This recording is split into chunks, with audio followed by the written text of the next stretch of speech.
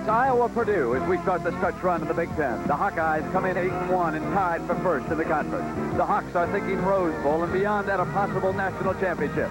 Quarterback Chuck Long also remains a strong candidate for the Heisman Trophy. And Long's opponent today is Jim Everett, another in a long line of outstanding Purdue quarterbacks. It should be some air show. We're live in West Lafayette, Indiana.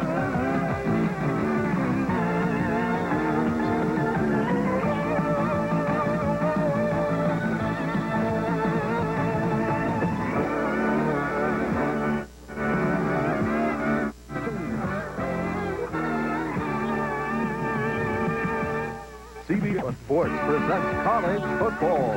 Live from Ross-Age Stadium in West Lafayette, Indiana. It's the Iowa Hawkeyes versus the Purdue Boilermakers. Today's game is sponsored by your Toyota dealer, the 1986 Celica. Totally redesigned for performance and style. Who could ask for anything more? AC Delco, the smart parts. And by Stroh's and Stroh Light. Now you're talking good times, and Stroh's is spoken here. And the Big Ten picture right now as we get ready for Purdue and Iowa is this. The Buckeyes and the Hawkeyes tied for the top. Just moments ago, Ohio State took a 7-6 lead on Wisconsin. Quarterback Jimmy Casardos goes 37 yards to wide receiver Chris Carter. The big picture, both the Buckeyes and the Hawkeyes still in the battle for a national championship. And, of course, you would expect that our national title holder will emerge from the top 10 as you look at the next 5 there. Good afternoon, everybody, and welcome. I'm Brent Musburger. It's football weather here in the Midwest. A little chill in the air and a little wind, just what you'd expect on a November Saturday here. And this is so big for Iowa. Not only is the Rose Bowl at stake if Ohio State should lose today or next week, but Bowl Scouts from the Orange Bowl, the Cotton Bowl, and the Sugar Bowl all are here taking a look at those Hawkeyes. How good are they? They're about to find out. Now, let's go down and let's take a look at the Hawkeyes as they come out. Their coach, Hayden Fry, who last week brought them to that shutout victory of Illinois, and his field general, Chuck Long, still very much in the running for a Heisman Trophy. And across the way, here come the Boilermakers. And their head coach, Leon Burtner.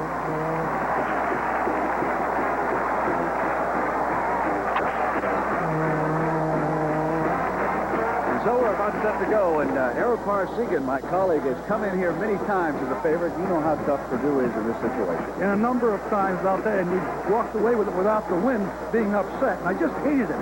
And I know that Iowa comes in here with a similar situation in the sense that they have a whole lot to lose and not a whole lot to gain by winning the football game.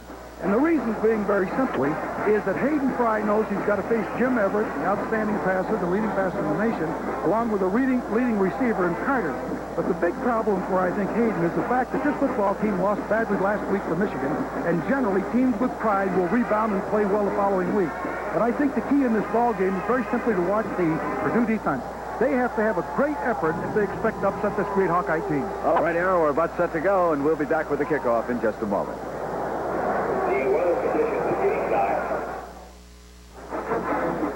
We're about ready to start here in West Lafayette, Indiana. The coin flip has been won by the Boilermakers, and they will be moving from right to left on your screen. Now, also with there at me today, Pat O'Brien will be working the sidelines and taking a look at the stories of note. And let's go down to Pat right now. All right, Brent, thank you. One of the big stories the past couple of weeks has been Jim Everett's right throwing arm. Earlier today, we were in the locker room as they prepared him for today's contest. And what happened on October 5th, he suffered a laceration in his right elbow. It looked almost like a bullet hole in there. But that was on October 5th. But over the past couple of weeks, he's been suffering from infection in that arm, and it has been bothering him. Although today, he says he feels 100%, over 90 for sure. And he told me this morning after they put a pad on that arm to prevent it from being hit, he said, Pat, I'm ready to go. So, Brent, we'll see. Let's go back upstairs. All right, Pat, thank you. In our weather conditions here this afternoon, and it could have been a lot worse, folks. It rained hard yesterday, cleared off. But, Era, what about that wind at 23 miles an hour?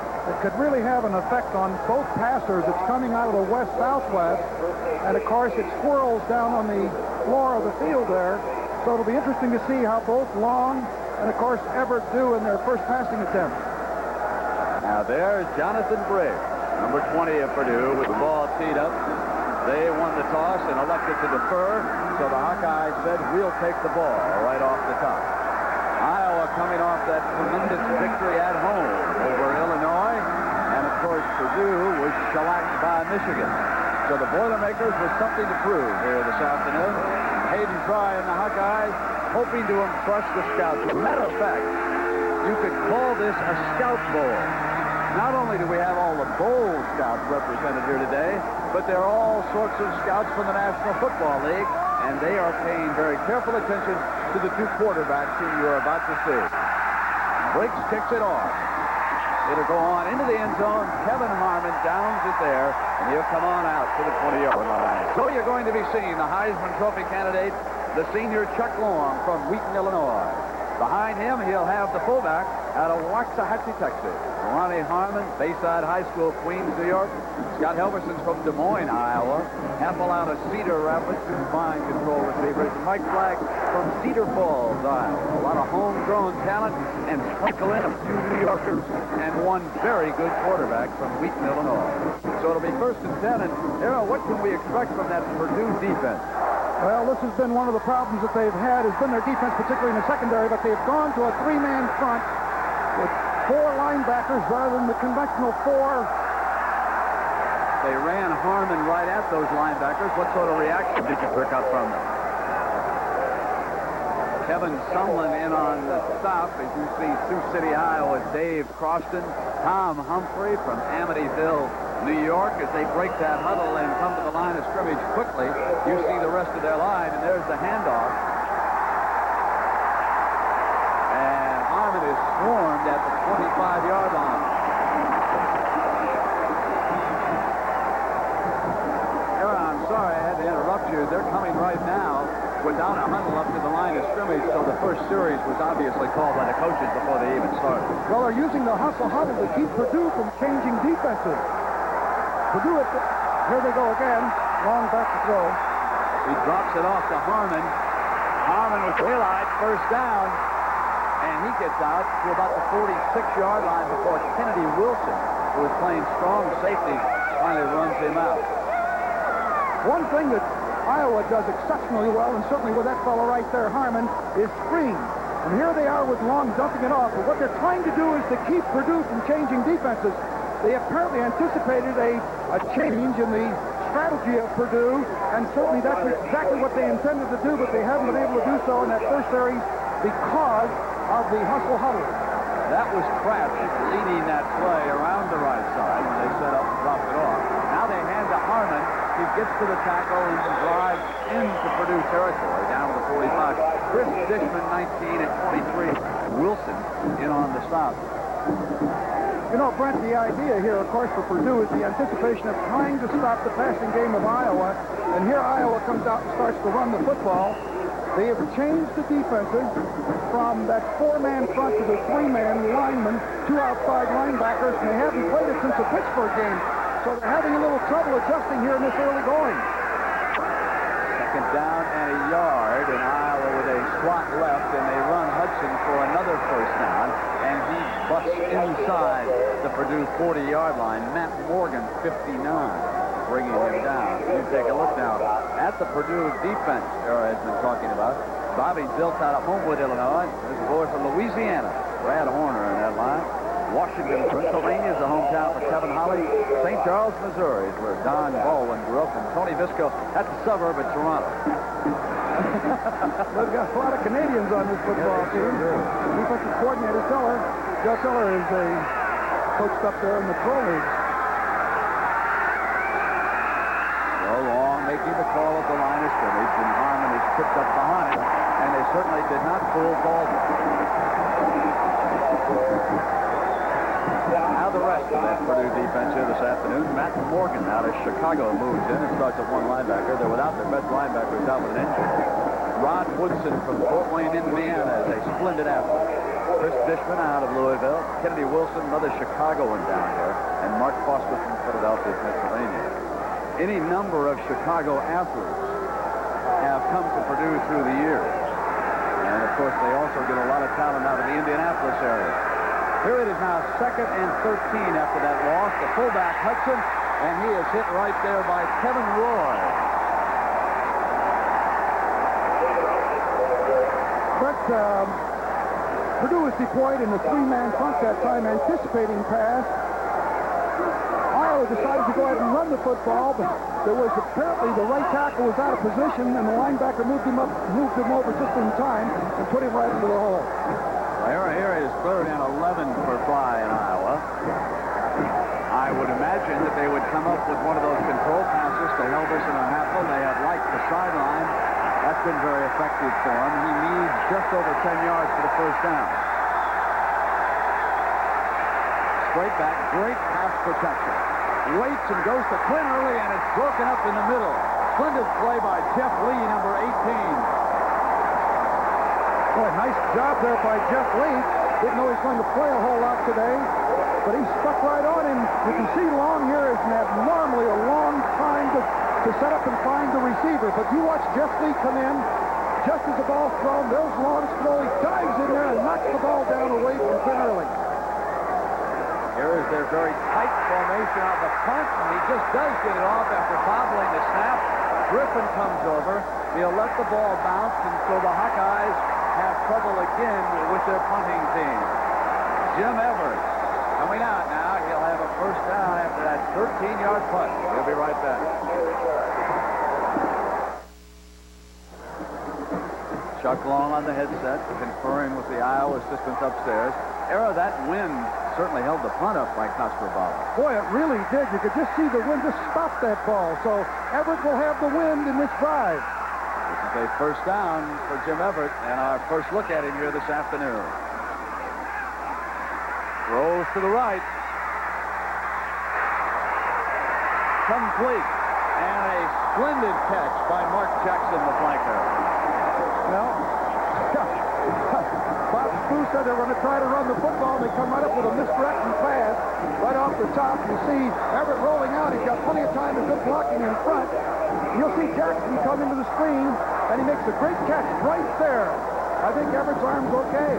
Jay Norvell tackled him after Jackson picked up a first down.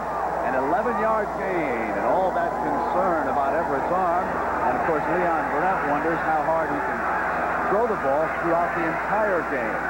He'll throw it again, and he's got it to his tight end. There's another first down.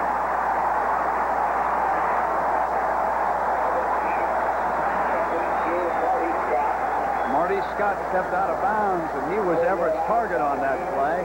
Here are his running backs from Indianapolis, Ray Wallace. Rodney Carter is more of a pass receiver coming out of the backfield. Jackson from Terre Haute, Indiana. Steve Griffin, he's out on the floor here. Only a wide receiver out of the state of Florida. Marty Scott just made that first down. The ball is up now to the 48-yard line. First down, and Everett goes to the shotgun, Coach. Well, they've done it this year. He was trying to run off of it. It is Carter. Tackled at midfield by John Breeze, number 57. Brought him down. Here's the rest of the offense. Marcus Brent out of Kalamazoo, one of their better offensive linemen. Vince Cantle from Orland Park, Illinois, and Rick Skipinski from Lafayette, Indiana. Todd Tyree from the same hometown, and another Chicagoan, Mike Connery, at that other tackle spot. Second down and 8. Now again, they give that Iowa defense a different look. They send Wallace in motion. Carter drags over the middle. Hey, he's got it. Steps to the 49-yard line. George Davis, the linebacker, pounded him all the way. Davis did an excellent job. He stayed right with him. This is one of the favorite passes that Purdue throws. And, of course, as you know, Carter is a dangerous receiver once he catches the ball. And he had Davis right there at a sensational game last week. Outstanding. And, of course, the coaches upstairs want to see how Davis is going to react when they keep Carter right there. And then perhaps they can drop the tight end in behind that linebacker and see if they can get somebody working a little bit deeper. It is 3rd and 6. Shotgun again for Everett and the Boilermakers.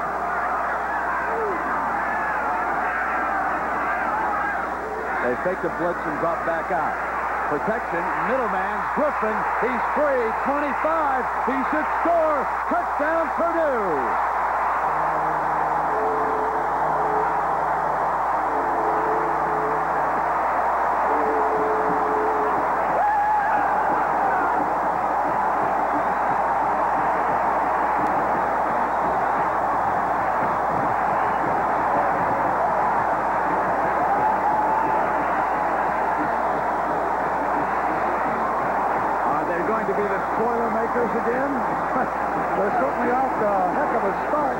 wonderfully executed play.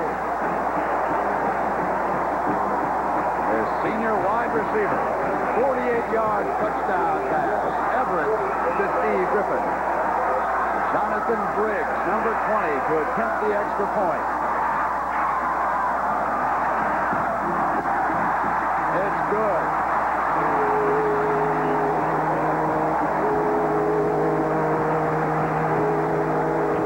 Take a look at it right from Jim Everett's view. Right out of the shotgun. Watch Griffin, Steve Griffin, right there, number 2, right between the two linebackers, Station and Davis. And, of course, Griffin turns up the field, the leading pass receiver last year. And, of course, has been sort of, he just didn't have many pass receptions this year because of the two great backs. Rick Schmidt slipped on that play. Now, Devon Mitchell is injured, and Schmidt is back there at safety.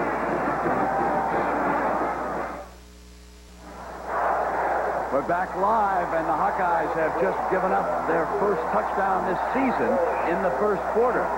Briggs will kick it off for the Boilermakers. Harmon and Early are standing back at the goal line to return, and the up back is Grant Goodwin. Early is 3 yards deep. Touchback. And, Era, let's take a look at that touchdown play again, the 48-yarder. What happened? There's Steve Griffin right here, comes down and hooks. You'll see Schmidt, number 11, come from your screen right there, and Devon Mitchell. But Schmidt is the guy right here that falls and is not able to make the tackle on Griffin. Let's take a look at it. You see Griffin, Steve Griffin, coming right down, hooks right in the seam between the two linebackers, Station and Davis. There's Schmidt, slips and falls, and Griffin has daylight all the way to the goal line as Scott, number 84, tries to pick off one of the Iowa Hawkeyes chasers. Chuck Long and Iowa on first down. They switch formations up at the line. It's the eye. Stand up tight end as usual. Here comes Harmon on the power sweep. First Dishman, 19, in for the tackle. Now, the top 10 looks this way, and of course Notre Dame and Penn State will kick it off at about 3:30 this afternoon. We'll be keeping an eye on that one. And of course, Nebraska and Kansas are tied in the first period at a field goal apiece.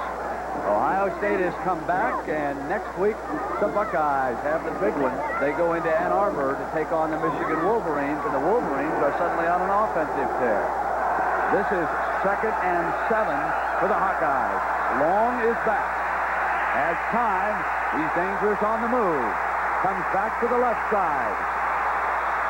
Waits for Quinn Early and throws it to him right there at the 33. He caught the ball.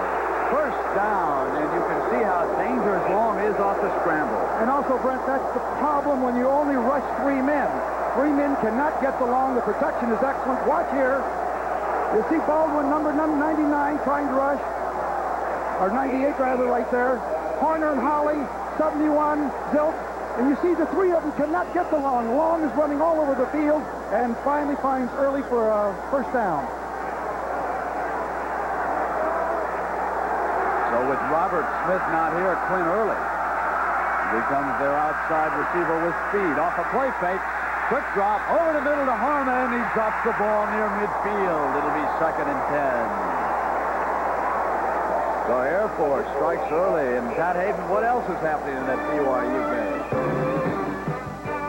Brand, after a shaky start where Robbie Bosco threw 2 interceptions in the first quarter, he's bringing the Cougars back. Here he finds Mark Bellini for 22 yards to the score. That makes it 14-7 in the second quarter. Let's go back to Brent Nera. All right, Pat, keep those highlights coming, Coach. There's a lot of interest in that one. 2nd and 10. Long put Harmon up on a wing. Drops back.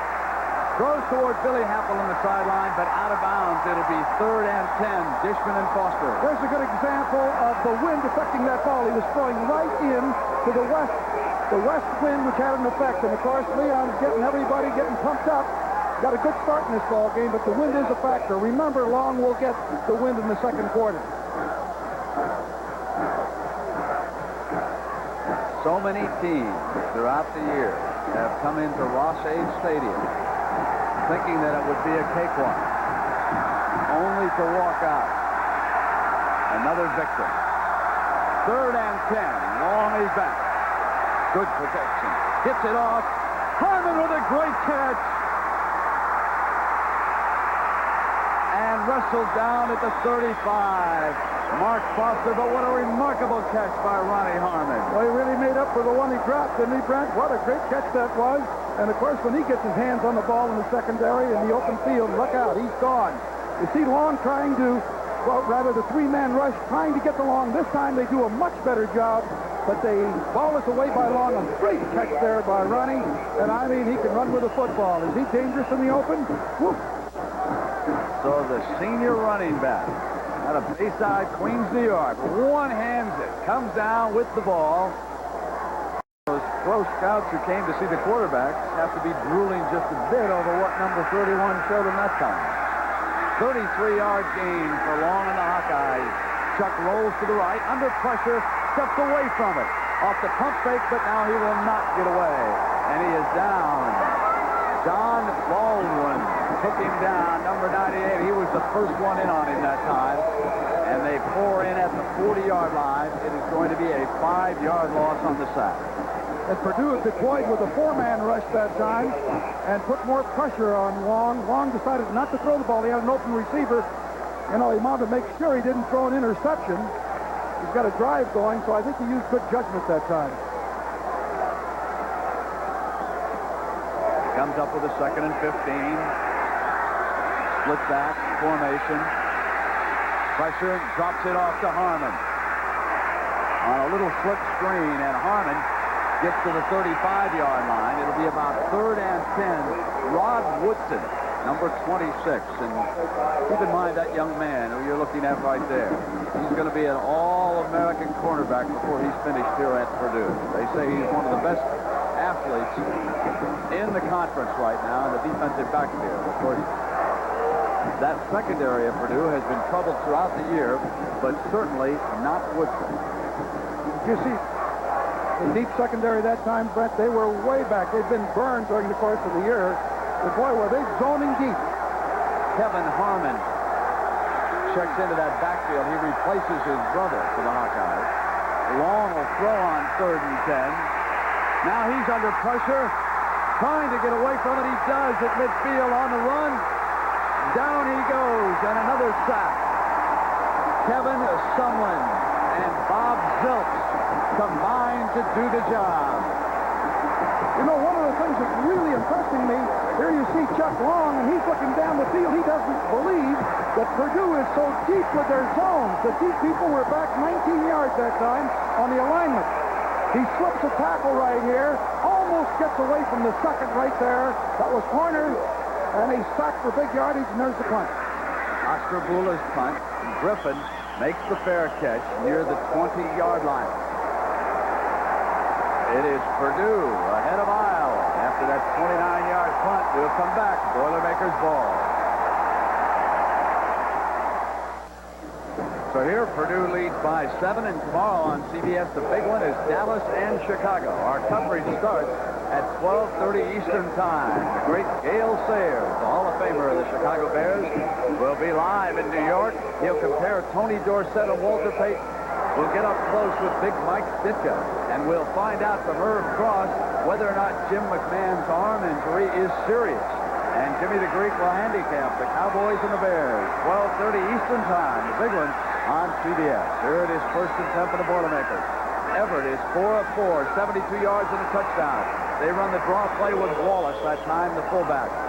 Errol, what did the coaches tell you about the running attack here for Purdue against Hayden Fry and the Hawkeyes? Well, they felt that they had to run the football. They were one-dimensional with the passing game, and I expected them in that opening drive to run the football. At least this is what Bob Spoo said, but certainly the way Everett's thrown the ball, they might as well stay with what they've had with the great success, his throwing ability, although this will keep that little draw play they ran there was probably quiet the rush down of Iowa. Devon Mitchell is still in. So is Hap Peterson at nose guard. Both of those players were shaken up last week. Everett drops inside the 10. Has protection. Drops it over the middle, and a fine catch by Carter. He shows you why he is the nation's leading receiver this year. And remember, he's coming out of the backfield. 6 foot, 206 pounds. Meanwhile, Tennessee, hoping for a Sugar Bowl, beats Mississippi. And Oklahoma is ahead of Colorado. That one just underway in the first quarter. And how about that Michigan offense? That really is something. That's really a surprise. They must be coming on. These last two games, they've played outstanding football offensively. It is 3rd and 6. Everett goes to the shotgun. Straight back over the middle to Carter, and he hammered right there. Station hit him along with Pryor, number 99, and Rodney Carter had to feel that one as the great Larry Station delivered a blow. Well, it's their favorite pass route. The linebackers, the outside linebacker, as Michigan did a week ago, which was prior to that time, and Station to shut the pass off that Purdue has had great success with. Throw the Boilermakers.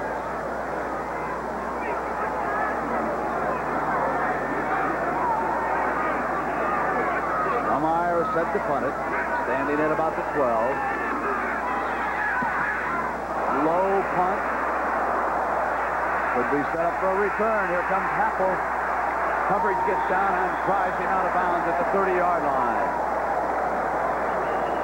Kevin Roy helping out. We'll be right back. Iowa trailing by 7. Well, to get a closer look at the surface we're playing on here, let's go down to Pat O'Brien. Pat?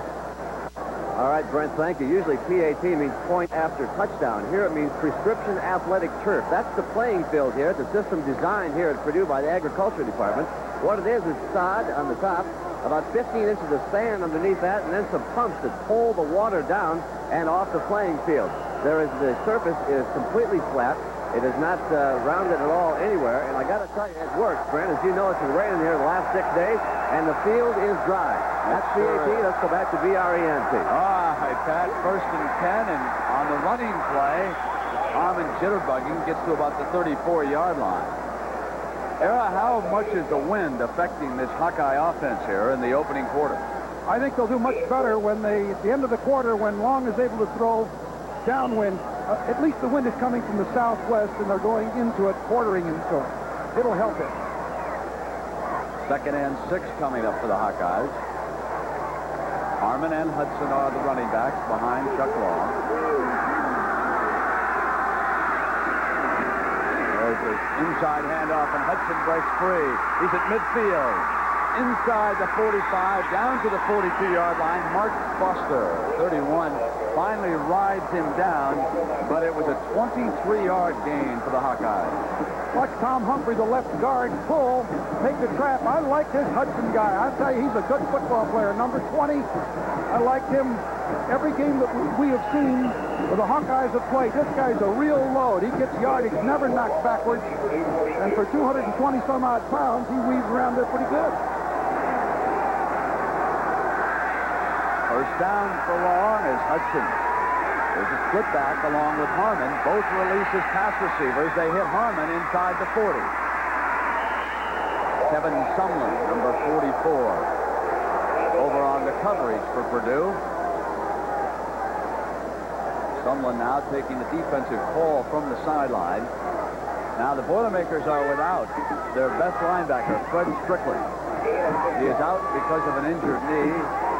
Not even in uniform here this afternoon. Number 1 tackler on this football team with 113 involvements. So they've had a lot of injuries that have been very hurtful to them. 2nd and 5, and that time in the middle of that Boilermaker defense led by 92, Brad Horner. Boy, he really came around there, didn't he? Well, Thanksgiving Day, traditionally football and CBS, and at 3:30 Eastern Time, we'll start our coverage of the St. Louis Cardinals and the Dallas Cowboys. Then, the next day, Virginia will go against Maryland, 2:30 Eastern Time. And on Saturday at 3:30, it'll be Notre Dame against Miami. And then on Sunday, we'll have a doubleheader on CBS. We'll start at 12:30 Eastern Time. And so keep in mind the Thanksgiving Day holiday. Football feast on CBS. Here it is, Long over the middle. Complete Helverson at the 22-yard line. Kennedy Wilson, 23, bringing him down there. It'll be a 1st and 10 for the Hawkeyes inside of a minute to go in the first quarter. Well, it's a great release here by Long. He sees his open receiver, Helverson. Watch him get rid of this ball. Boom. And that ball is right there, right drilled to Helverson, number 87. I think that's about his 45th reception this year.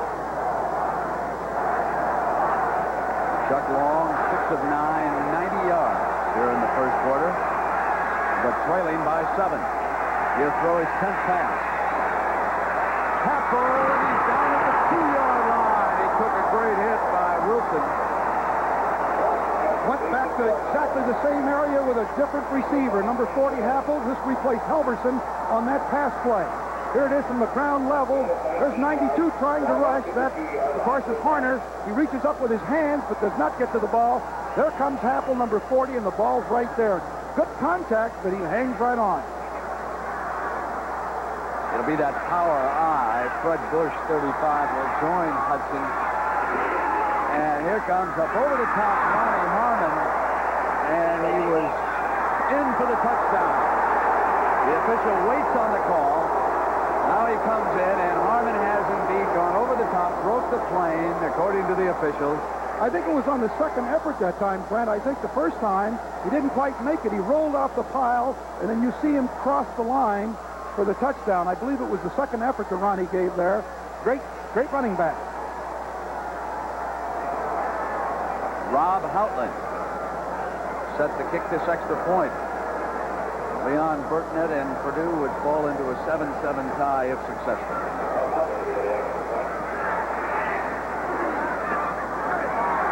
And that's where we are. With less than 10 seconds to go in the first quarter, Iowa scores its first touchdown, and watch that second effort by Harmon right here. He goes up over the top, and then indeed he slipped back in. See, there was that second effort that time that brought him in. He tries to dive over, but the defense does a great job. They're all piled up. He rolls off of that pile, and watch him cross the line. Right there, the ball does get past the line. That's something that Ohio State did not let him do in a critical 4th and 1 in Columbus, which was their only loss. Exactly. How you doing today? I said I'm enjoying my Boilermakers here this afternoon. Tied at 7, 8 seconds to go. That was a 7-play, 70-yard drive by Iowa. Of course, our Toyota Leadership Award goes weekly to a team member who's been singled out by the athletic department and the faculty advisor for his team contributions, grades, and citizenship.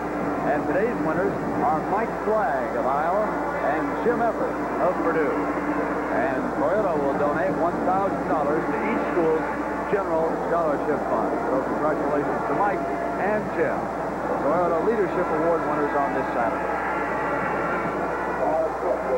Cook will kick it off for the Hawkeyes. It took them a little while to get going against the wind in there. You would have to think that Air Long just might do that in the second quarter. Well, you know, the scouting and the coaching, obviously, from the press box down to the sideline for the Hawkeyes was excellent because the secondary of Purdue is playing abnormally deep. They normally play back there about 8-10 yards. They are playing 16 and 17 yards back. And, of course, they're so far back they cannot recover to the curl hook that Happel and Halverson put on them in that particular drive. Linebackers can't get that deep, and the secondary was too deep. They're going to have to bring them up. They're reteeing the ball up, set to go. Woodson and Wallace are the two deep men for the Boilermakers.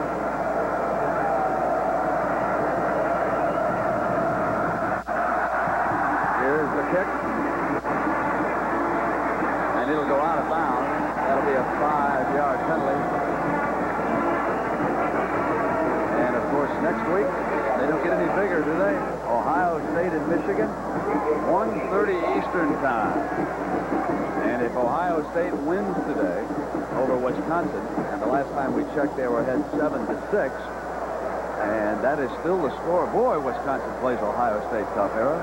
They certainly have, as we witnessed a year ago right up there in Madison when the Badgers upset the Buckeyes. Michigan continuing to roll. They will be in Ann Arbor for the showdown next week.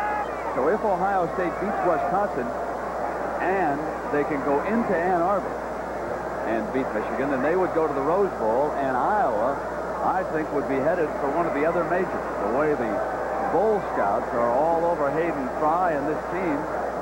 Jim Brock of the Cotton Bowl, also the Orange Bowl represented here today, Sugar Bowl.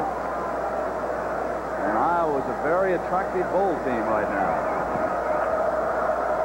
And of course, if Ohio State loses and the Hawkeyes win here today and next week against Minnesota, then Iowa would go to the Rose Bowl. Here is Wallace at the 16. Wallace comes across the 30 out to the 35-yard line.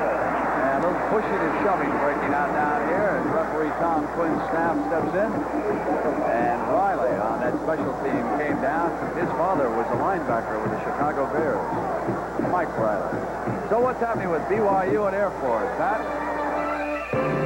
All right, Brent, Robbie Bosco has thrown his third interception of the day. Now, 2 of them have been returned for touchdowns. He's been throwing behind his receivers all day. This one by Dwan Wilson, 60 yards later. He gets in the end zone, 21-7. Air Force on top. Let's go back to Brent Nero. And the Air Force Academy also an attractive bowl team as they continue unbeaten if they can win today. The fake draw passed over the middle to Griffin. Ball is recovered by Iowa on the fumble. Fumbled at the 45-yard line and recovered by Rick Schmidt, number 11. And that certainly makes up for when he slipped.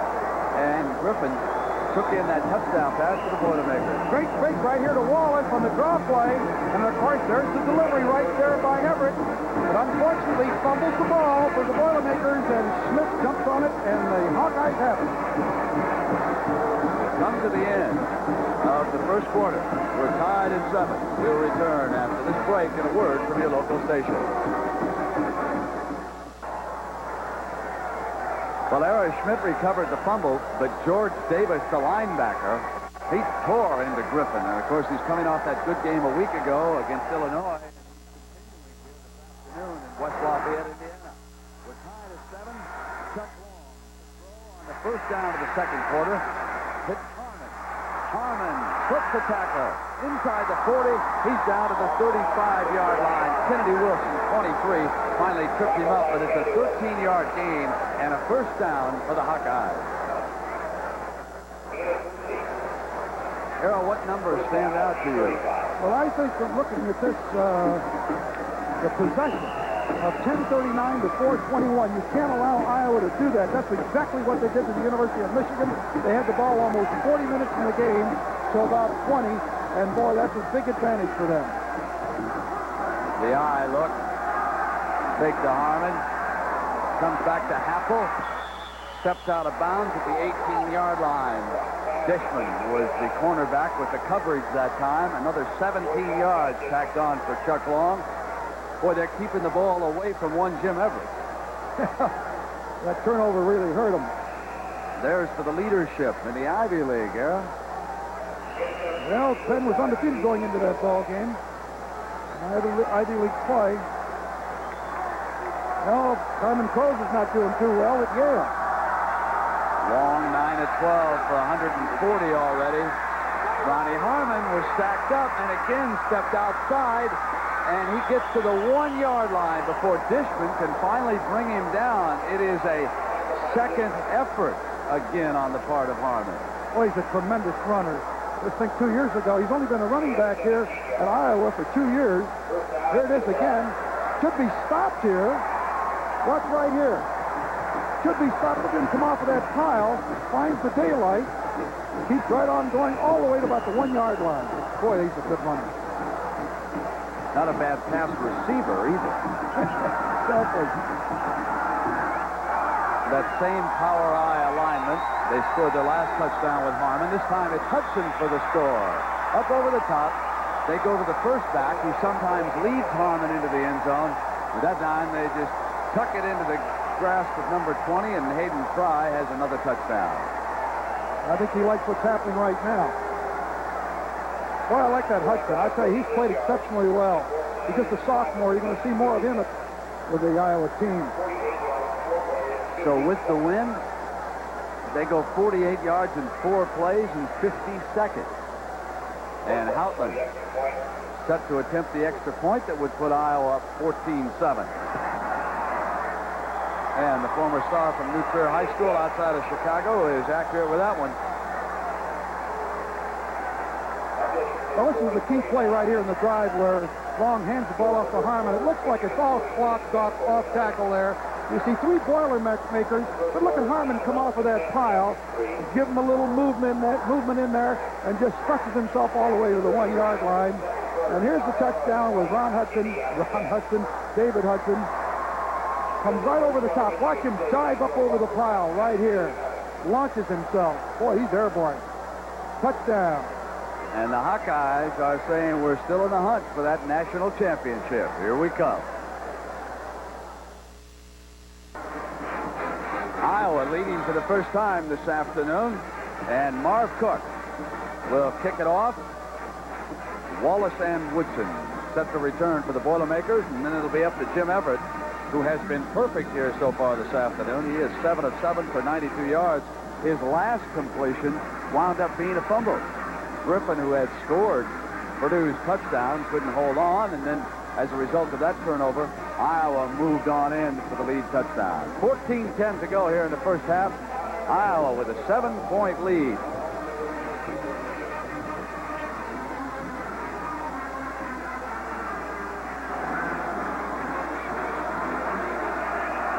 And again, the ball comes off the tee, so they'll readjust it. Well, that wind's coming from the west right on that angle. And I think the passing opportunities are much better in favor, of course, for the Hawkeyes when they have the ball. Oh, we'll keep the tabs on that one. Boy, they have really given Ohio State trouble. I'm sure that Pat Hayden and the staff of New York will have an update, too, to show us exactly how that occurred. And it's picked up by Woodson at the 5, 10, 15, 20, and he is met right there. Dropped down. Where to be first and 10. Now let's find out exactly how the Badgers took the lead. Pat Hayden, what happened in Columbus? Well, I'll tell you what happened here, Brent. Marvin Artley from 1 yard out scored for the Badgers. Now, they went from 2, but were unsuccessful. It's 12. And remember, Brent, Wisconsin's the last team to beat Ohio State in a shoe. Let's go back to Brent Nero. They have won 20 in a row, I believe, Era, in Columbus, Ohio. 2 weeks ago, we saw them beat the Hawkeyes. So with one eye on Michigan, perhaps, the Buckeyes are having trouble with the Badgers this afternoon. And it is first and 10. Ball is at the 21, and Jim Everett ready to go to work. And he hands off to Wallace, and he slips a tackle, and finally Station brings him down at the 18-yard line.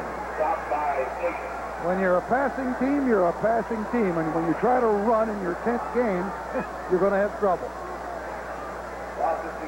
The play is brought in by a wide receiver here at Purdue. They use their outside men as the messengers. Number 80, John Hayes, has delivered it to Everett. So Jim Everett, one of a handful of impressive quarterbacks in the Big Ten this year. He figures to be a first-round draft choice, as does Chuck Long. And Everett pulls out the throw for the 8th time today. Under pressure, he eludes Gross. Now he's on the move. Throws it downfield. Wallace is open, and he drops the ball near midfield. He simply dropped the ball. That's really unusual for Wallace. He's had 41 catches this year for 488 yards. Watch here as Everett scrambles out. He's forced out of the pocket. I think it's Jeff Gross right there, number 76. He avoids him. Now he comes out. He keeps flagging him down a little deeper, and Wallace just ball goes right through his hand, right there. And the young man from Albuquerque, New Mexico, he needs a little help out there. He's had one pass fumbled and now another one dropped. They cannot make mistakes like this against the team as talented as Iowa. Third down, and about 12 yards to go from the shotgun. Stands Everett. A blitz is on. Davis runs him out. Everett keeps the ball, tries to turn upfield. The ball stays in Purdue's possession because he was the last to handle it. Station was over there on the sideline giving pursuit to Everett, and it'll be a punt for Purdue. Brent, on that blitz, no one picked up the blitzer that time. Everett had no chance. He was flushed out of the pocket immediately and didn't have an opportunity. The line blocking did not pick it up. Well, Stromeyer is set to punt, and Ronnie Harmon is one of the deep backs for the Hawkeyes, which means that Hayden Fry is serious about this return. He wants a little field position here with 13-11 to go in the first half. Iowa is up by 7. Purdue scored first. See how the wind affects this. It is held up. Fair catch signaled by Happel. It'll be at the 44-yard line. A 31-yard punt. So we'll come right back. It'll be Chuck Long's turn. Well, last year at this time, every time I encountered Jim Brock, he was standing next to Doug Flutie. Pat O'Brien, what's the horseman for the Cotton Bowl doing here today? Brent, there are a lot of bowl representatives here, about a half a dozen. In fact, Jim Brock is here. And, Jeff, how's it shaping up for the Cotton Bowl? Well, Pat, Max Christian and I here today looking at Iowa, and of course we the other two big key Big Ten games. The other bowl guys are here, and we're around the country at the other big games. This is a key Saturday. I think we're going to have an attractive matchup on New Year's Day. You're talking to Paterno, Nittany Lions. How's that working? Well, our Cotton Bowl people, particularly Phil Scholl, has been in constant contact with Coach Paterno, and I think that there's a good opportunity that Joe's going to end up in a major New Year's Day game, and hopefully it might be in Dallas, but no one knows, particularly if he wins Day. Of course, that's a big game with Notre Dame, but Joe's going to have his pick of the bowls on that. All right, Jim Brown, thank you. Thank you, Pat. Chuck Long in trouble. Throws it incomplete to the far sideline. Ronnie Harmon, who has already accounted for 115 yards, was the intended receiver. What makes this Iowa team so attractive to Jim Brock and the rest of the scouts from the Bowls? Well, I think they're such a well-balanced team. They can run the ball with a great runner like Harmon. They have great receivers, and, of course, Chuck Long speaks for himself. And they've always been a solid defensive team. They've led the Big Ten 3 of the last 4 years. And, folks, they travel with a whole lot of people from the state of Iowa. On the draw play, it's Harmon trying to get outside, but Tony Bisco, number 49, stayed right there with Harmon. And, you know, to follow up on that point, if you're a merchant in Dallas or New Orleans or Miami, let's face it, it's nice to have those folks come on down there and spend a little cash, right? Well, you know, we've seen the Hawkeyes on the road twice now, over at Columbus, Ohio, against the Buckeyes, and here, they really support their team. I mean, a lot of Hawkeye fans follow this team all over the country. Some of them are loyal fans of the country. And right now they're watching a 3rd and 7 as Long calls an audible at the line of scrimmage. Straight back. Back's release. It's to Hudson over the middle. The linebackers have dropped off into their zone. And finally, Bisco again comes in to make the tackle, but it's a 12-yard gain and another first down. Long read that defense well that time. Really did. You know, Purdue's been burned so much by man-to-man, they decided to go into zone in this game, and there's that just a little underneath the Hudson, and of course all the linemen or the linebackers in the secondary trying to recover to it. It'll be interesting to see how soon Purdue abandons their intention for this zone and go to man-to-man and try to blitz him. So here at Purdue, I'm Brent Musburger along with Era Parsi. And it's 14-7. Purdue scored first. Iowa has come back with 2 touchdowns, and Chuck Long again directing offensive traffic. Wants Quinn Early over in the slot on the right. He'll throw it again on first down. Goes to the left, and it's intercepted by Woodson. Woodson at the 30, the 35, the 40. And Woodson comes to midfield before he is brought down by Mike Hake.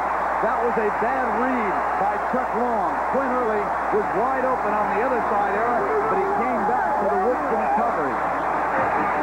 Well, Happel tried to put a stop-and-go move on Woodson right there. Watch here, number 40, Happel will try to bait Woodson, number 26. They give him a little stop and then try to take off to the sideline, but Woodson's not going to buy that package. Steps right inside, a great defensive halfback, as you pointed out, Brent, and certainly demonstrated it there. And he can run with the football after he gets it. Now it is Jim Everett who can get something brewing here for Purdue. They're down by 7, 11:36. Split backs are in there. Rodney Carter and Ray Wallace. Everett to throw on first down. To the right side, and it is complete. That is Jackson at the 40-yard line. Kenny Sims, number 9, with the coverage. Boy, Everett can really throw that football. He's really got that ball there quickly to Jackson. Watch here. Watch Everett really get this ball in there in a hurry. There's no underneath coverage, so he can see the receiver, Jackson, wide open there. They were man-to-man coverage. And, of course, Everett really demonstrated why he's a great quarterback. He has a slot left now. He'll split his backs, and he'll move Carter up. This is like a trip formation. Carter being such an excellent wide receiver, and they'll run Wallace to the short side of the field to the 35-yard line, and Jeff Ross, 76, brings him down right there. Now, speaking of the Cotton Bowl, whoever wins the Southwest Conference, of course, and Baylor, one of the 4 teams with a great shot of winding up the Cotton Bowl, and they're being upset right now. SMU, of course, cannot go because they're on probation. Texas can dictate. If they win the rest of the way, they go. And, of course, the big one there is Arkansas and A&M tonight. And here it is 2nd and 6 for Everett. And again, Carter goes to the wing. They give him the same look they did on the last play. This time they fake it, and Everett rolls to the left. Incomplete. He wanted the tight end. Marty Scott was coming out of the formation. Larry Station had dropped back with the coverage. Well, he was open. That was really the first poor pass that Everett has thrown. He had him open, but it's a very difficult throw. He had to escape the rush man on the right side. It looked like it was Breeze, and got outside of him. But unfortunately for the Boilermakers, he did not get the ball to his receiver. As far as total yards are concerned, Purdue has 114 and Iowa 206. You must watch Carter, who is set behind Everett, because Purdue should be thinking first down here on this 3rd down play. A quick pass outside, and it's to Jackson, and he tries to get free at the 20, the 15. Gets inside the 10-yard line. He is down there at the 7. What a great run. What a run is right, Brett. He looked like Ronnie Harmon. He looked like he hurt his leg a little bit. Boy, he made people miss on that one. This is a wide receiver that can really run with the football. Mark Jackson stepped in there for injured Bruner. Watch here. One miss. Of course, he makes a nice move right here again. We got everybody. There's Norvell, 45 misses, and finally dropped down. Eric, Devon Mitchell is hurting. He had an early shot at him, and number 21 cannot move as well as he normally does. He came in here with a leg injury. Everett, stand up off the play fake, waits for something to develop. He's going to run for the pylon, and he's pushed out there at the 1-yard line. He just did not make it.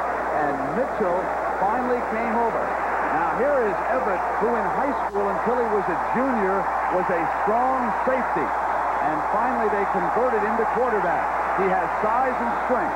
He elected to come to Purdue because they said they would let him continue as a quarterback. And here comes the size right now. And that was Devon Mitchell, who drew a bead and drove him out of bounds at the 1-yard line. It'll be a double tight end, and James Medlock, 34. When he comes in, you can expect Purdue to run. He is directly behind Everett. Here is Medlock, and he's in for the touchdown.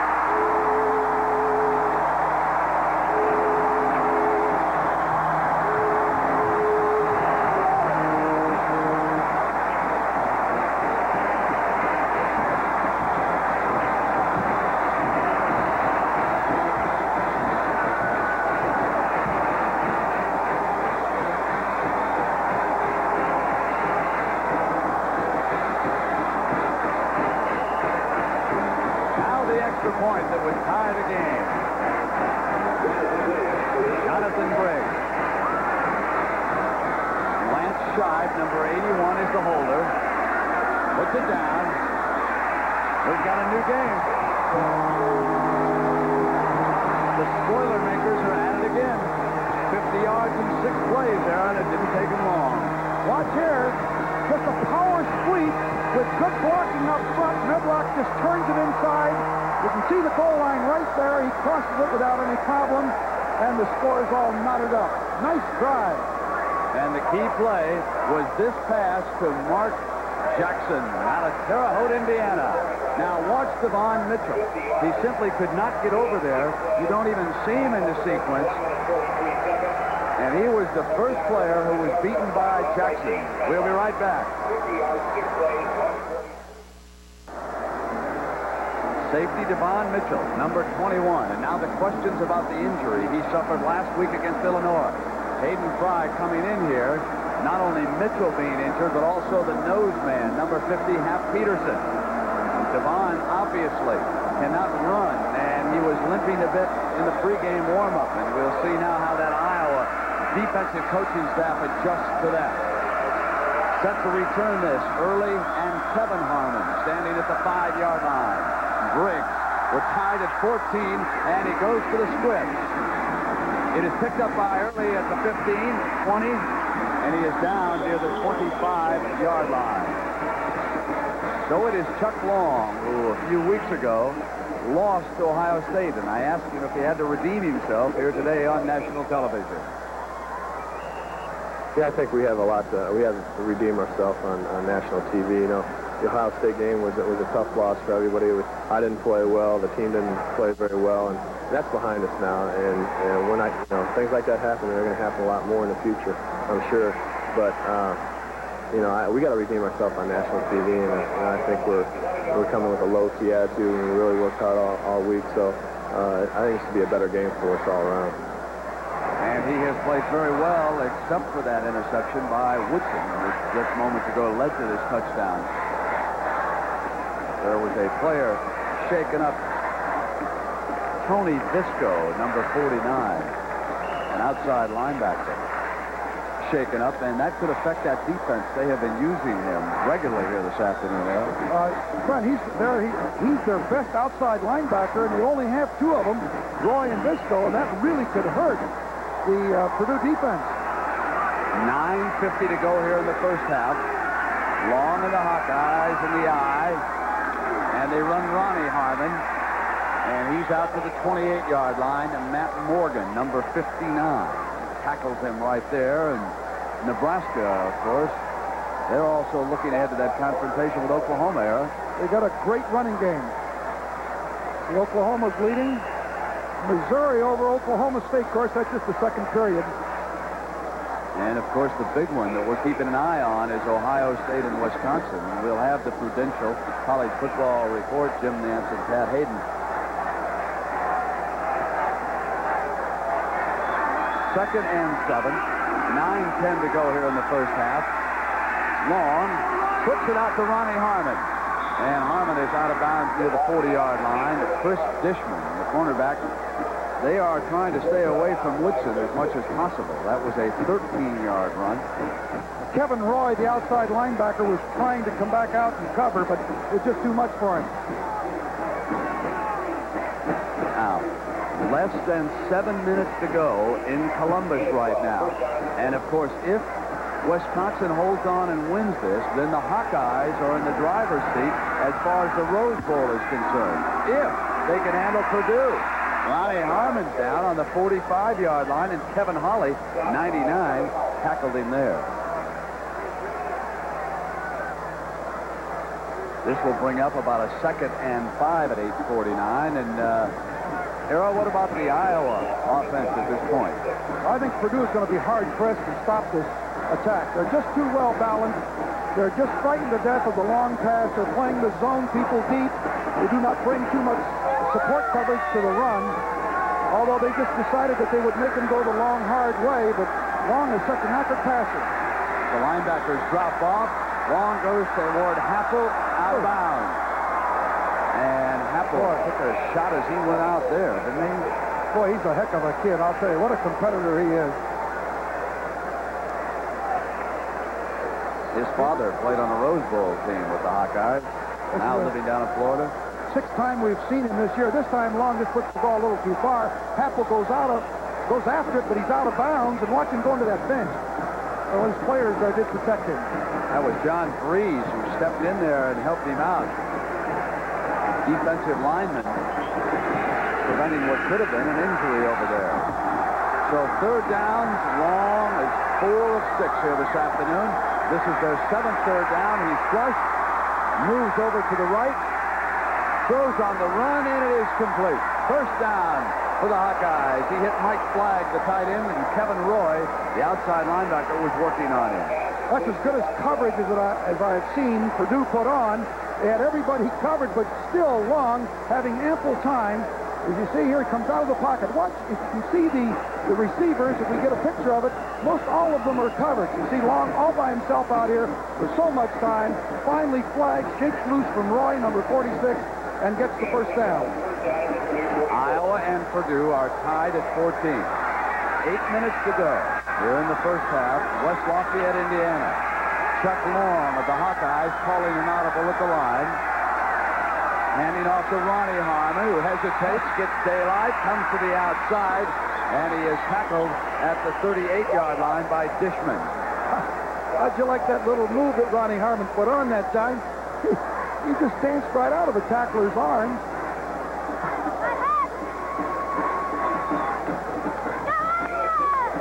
He has put on some show here this afternoon so far, hasn't he? Well, they're really an awesome offensive team. You know, coming into this ball game, averaging 465 yards a game and 39 points a game, right up at the top in all the NCAA categories offensively. Purdue is back in 3 deep, and Hudson running. He's got room beyond the linebacker, slips a tackle, and he is inside the 20 before he's finally pushed out by Foster. Some very bad tackling by Purdue on that sequence. Oh, of course, tomorrow, the big one on CBS, the Dallas Cowboys and the Chicago Bears, and our coverage starts at 12:30 Eastern Time. Irv Cross will be live in Dallas. This jockey on the road, he does one drive time in Dallas and the other one in Chicago, and that's on the same day. And, of course, those other games will be covered, and if you're watching one of those, certainly we'll have updates of the Bears and the Cowboys as that game progresses. 1st and 10 for the Hawkeyes. Harmon, sweep to the right. Again, he finds daylight inside the 5. He's down on the 2-yard line.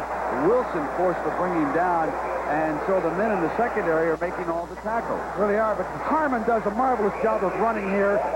He waits and hesitates right there, then finds the daylight. Boy, does he pop that daylight when he sees it. He doesn't run into piles. He doesn't run into people. He finds the daylight. That's why he's such a great flat. Look at Hudson's block here, number 20. The fullback coming out of the backfield simply blew the hole open right there. And then, as Arrow tells us, Harmon hit it hard. Play fake, long to throw it, waits, still back, and it's out of bounds. Beyond the end line, he wanted his tight end flag, and Kennedy Wilson, 23, working there on the play. It'll be a 2nd and goal. We've seen Halverson, I don't know how many times in the last 3 or 4 games, where he's in the end zone. Watch here, his foot is on the line right there. He's right on the line. You can see it between the 2 pylons, and a good call by the officials, but we have seen several. It is 2nd and goal. Ball is at the 2-yard line. They go to the power I. It is Hudson, and he jumped a little too quickly that time, and he comes up short. Matt Morgan, 59, the linebacker, stepping in there to deliver that blow at the goal line, but I think he just took off a little early. I think you're right. He tried to dive over before he got to the line. Now the play coming in from the sideline. Bush delivers it, and Purdue makes some substitutions. This is 3rd and goal. Inside of a yard, Anthony Rose comes into their all-out goal line. Long likes to sneak it on these. They're returning for a timeout. It's crowd noise affecting Chuck Long and the Hawkeyes. You get the discretion of the timeout. He'll take him back into the huddle, and the referee is Tom Quinn, granting the wish to the quarterback. And what about the rule on this, Errol? Boy, he gave him a discretionary timeout. You see now he's telling them, look, I've got to get this game going. When you go back up, you can take as much time as you want right here. But when you go back up there, have your play called, and you got to put the ball in play and snap it. Now, if he decides to give him the 2nd discretionary timeout, he could start taking timeouts away from the Boilermakers. But I would think that Peyton Fry likes to run long on the sneak down here with that short yardage, and I would guess go in there and just kind of wedge it and take it in there. Back to the line with the 57,000 picking up the decibel count here. You're just going to stand there. It's exactly what the referee said. Just stand there until you feel you can go. The clock will not be on here. There's no 25-second clock here. Just sneak it in there, Ron. Not going to give it. There it is. Hudson for 6.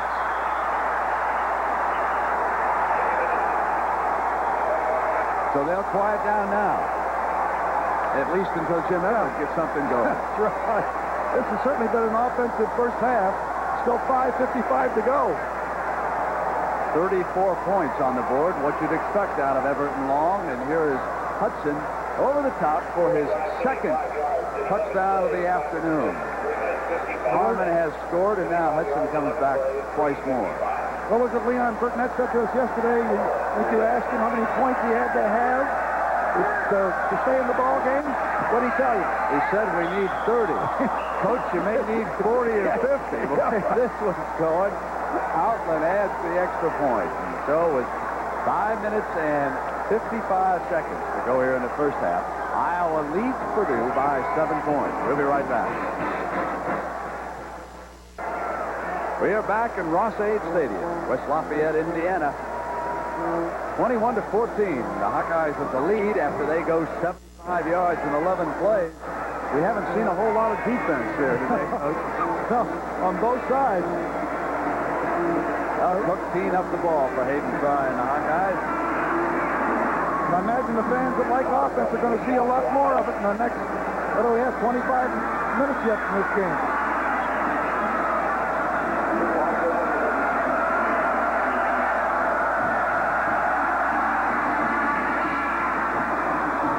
Into the end zone, and takes a bounce, and is picked up by Hudson.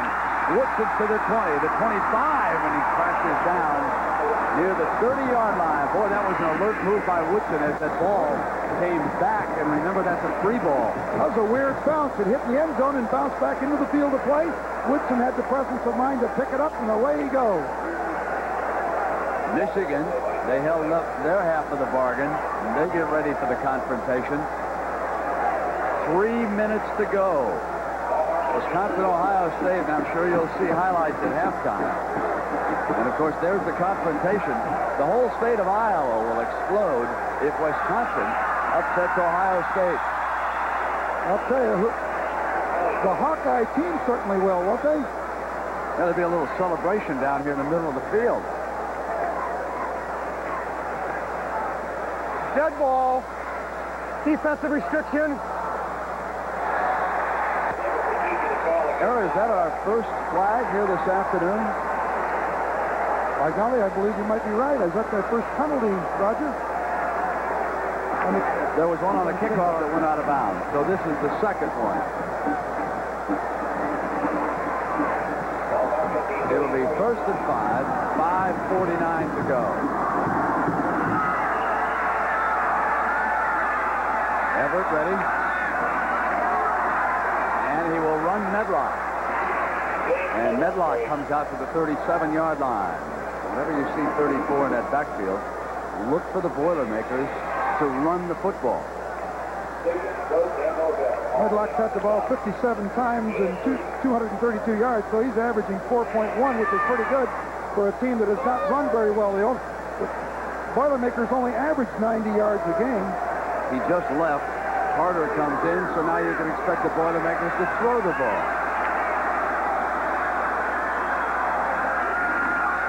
And they do not. And they come with Wallace, the short man, close to a first down. He was hammered down by Station, the All-American linebacker out of Omaha, Nebraska. Boy, there's a good one that Coach Osborne let get away. Never forget that stop he put on Jamie Morris in the Michigan game on 3rd down and short, where possession of the football by Michigan would have probably won the game for him. But he stopped them and forced them to kick, and Iowa took the ball down and kicked the field goal that won.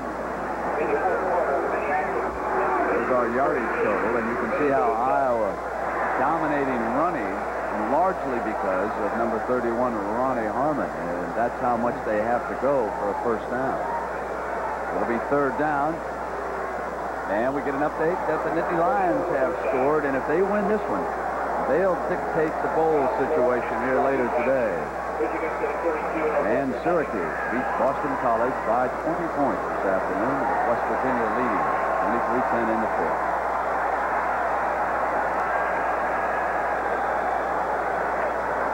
It is 3rd and short. Purdue needs the first down, or they'll turn it over with a punt. There's a big balloon on the field right behind the safety. And Everett keeps it for the first down. Now the balloon floats off to the sideline.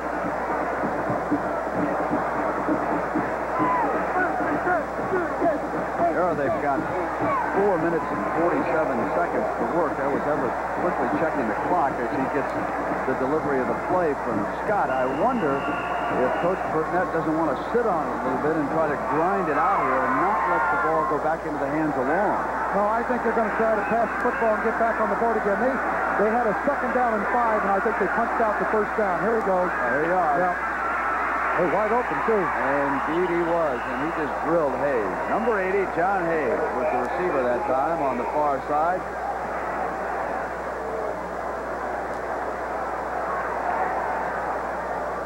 This is what they're trying to do, is to put Hayes in motion to create some defensive adjustments in the backfield, and certainly they managed because he was wide open out here in the flat. If the ball had been thrown a little higher, he'd have been able to catch the ball and make more yardage.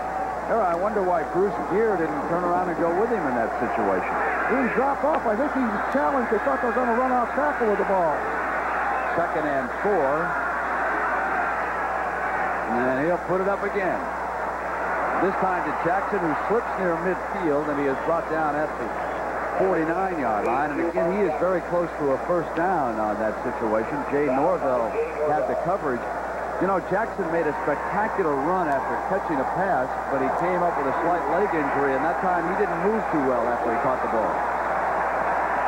He certainly did put on some great moves on that run. I don't know whether he slipped on the turf down there or whether his leg was bothering him. He did limp off after that run. Well, Pat O'Brien checked over at the Iowa bench, and the trainers told him that they think Devon Mitchell is fine right now. He is still on the field, operating out of his safety position. 1st and 10. Everett pitches now to Medlock.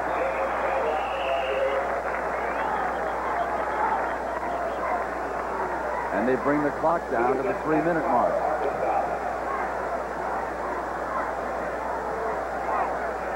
Well, the basketball season about ready to get underway. I was down at Kentucky taking a look at the Wildcats, and of course our college basketball preview.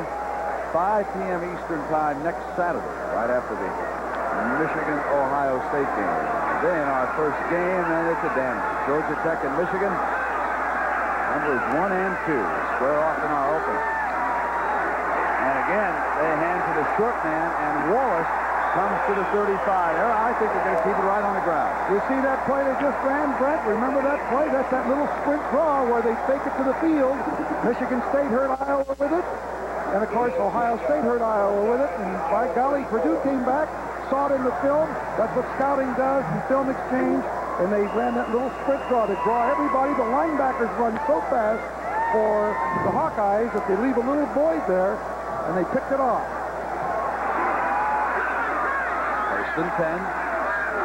Hayes in motion. Everett backs up to the middle. Incomplete as ball sailed out of bounds. Now up in Columbus, there's a minute and a half to go. Now the Buckeyes have the ball, but they have it back on their own 22-yard line. So we'll stay right with you on that game. And Pat Hayden and Jim Nance will have highlights for you. This would put Iowa in the driver's seat as far as the Rose Bowl is concerned.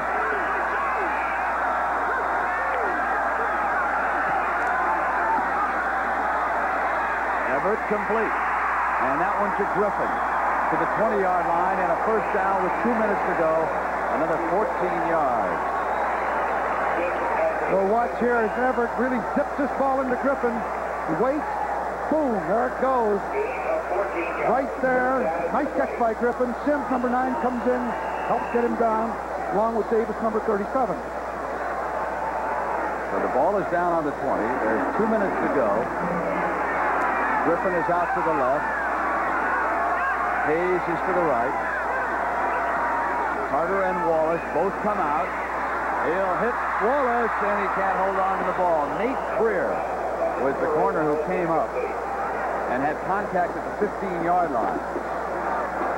And it'll be 2nd and 10. Boy, do those backs get out of that backfield for Purdue and get into their pass routes quickly. Boy, they really do. And Walsh, unfortunately for Purdue, Everett threw the ball slightly behind him. He had to turn to try to come back. It would have been a great catch on his part. Now there's 1 minute to go in Columbus. The ball is at the 45, the Buckeye 45. They have possession. And Everett here with a 2nd and 10, pulls out, gets protection, throws to the end zone, then out of the end zone, incomplete. And Marty Scott was the intended receiver, but the ball was overthrown and out of bounds. You know what's impressive, Brent, is that the Boilermakers have been able to give Everett doggone good protection. He's had time. No one has really, he had ample time that time to hit receiver, but the defenders did a good job in the secondary of covering. That offensive line up front, of course, Mark Brent, Vince Hankel, Rick Skabinski, Todd Tyree, and Mike Connors. Here is 3rd and 10. This is the 12th play of the drive for Everett and Purdue. Jackson in motion. Both backs are out. And again, he has protection. Throws it toward Wallace, and Sims knocks it down incomplete. He was all over the fullback who had released out of the backfield.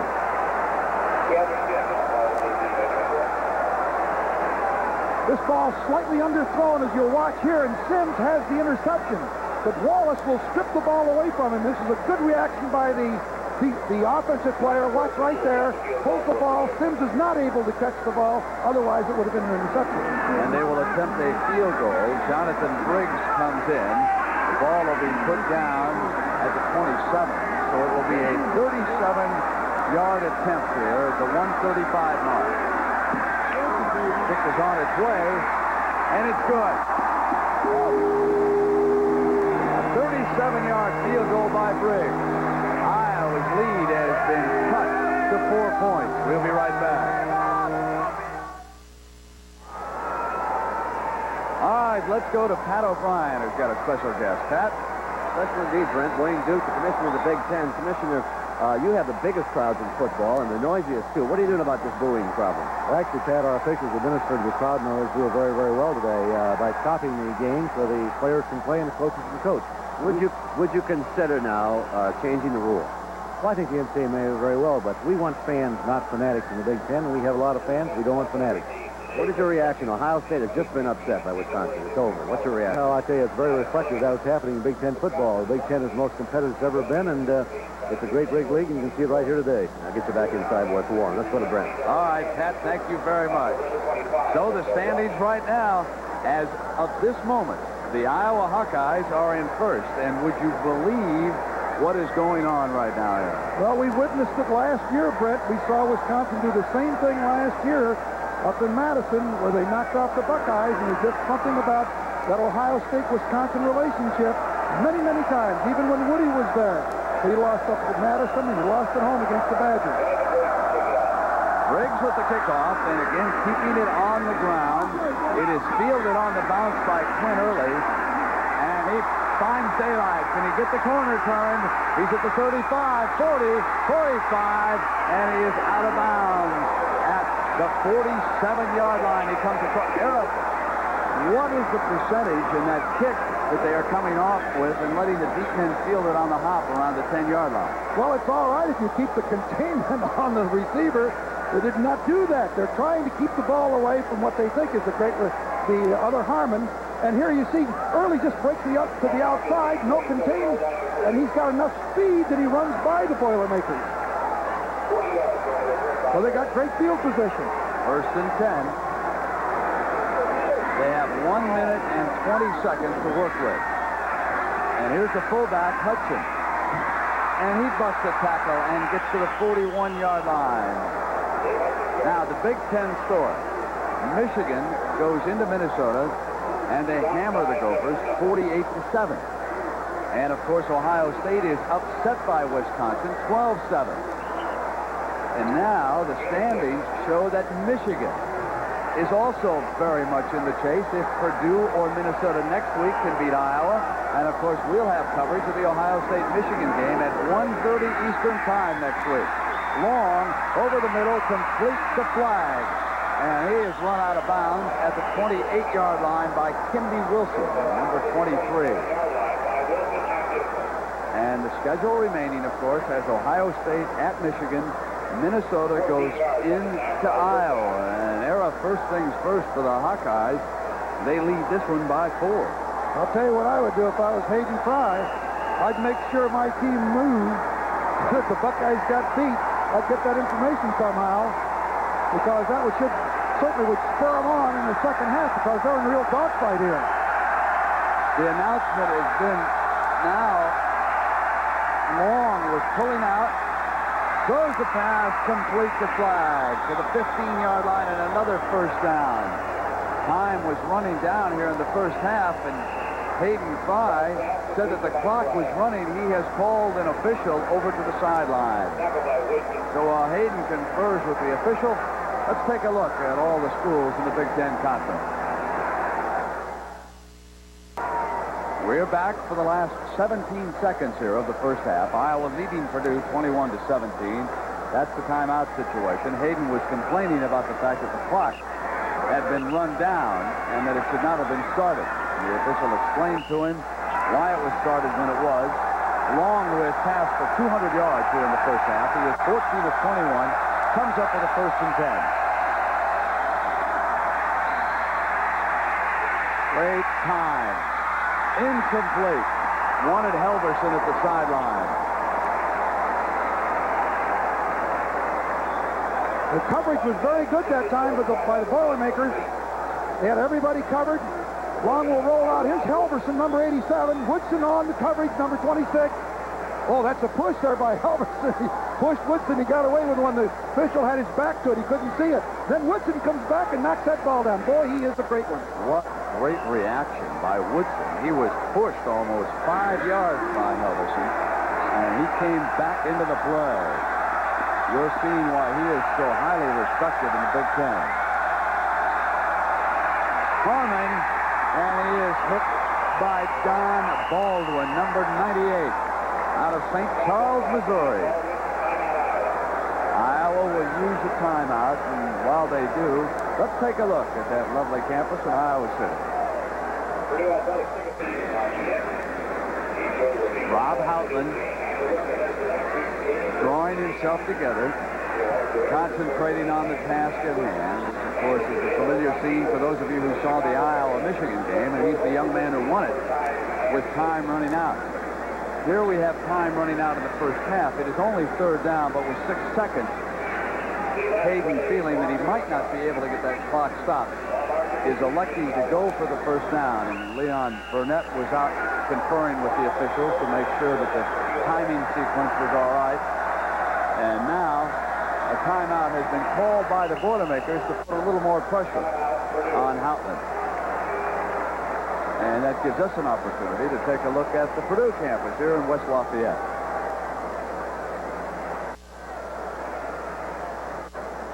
Back for the final 6 seconds, and it'll be a 33-yard field goal attempt by Rob Houghtlin. I don't think he's moved a bit. There he is. I wonder if Hayden would come up with a gadget here. A little pass or a run off of this. 6 seconds. Well, he has his backup quarterback, Mark Vlasic, as his holder. They lead 21-17. It'll be as good a time as any.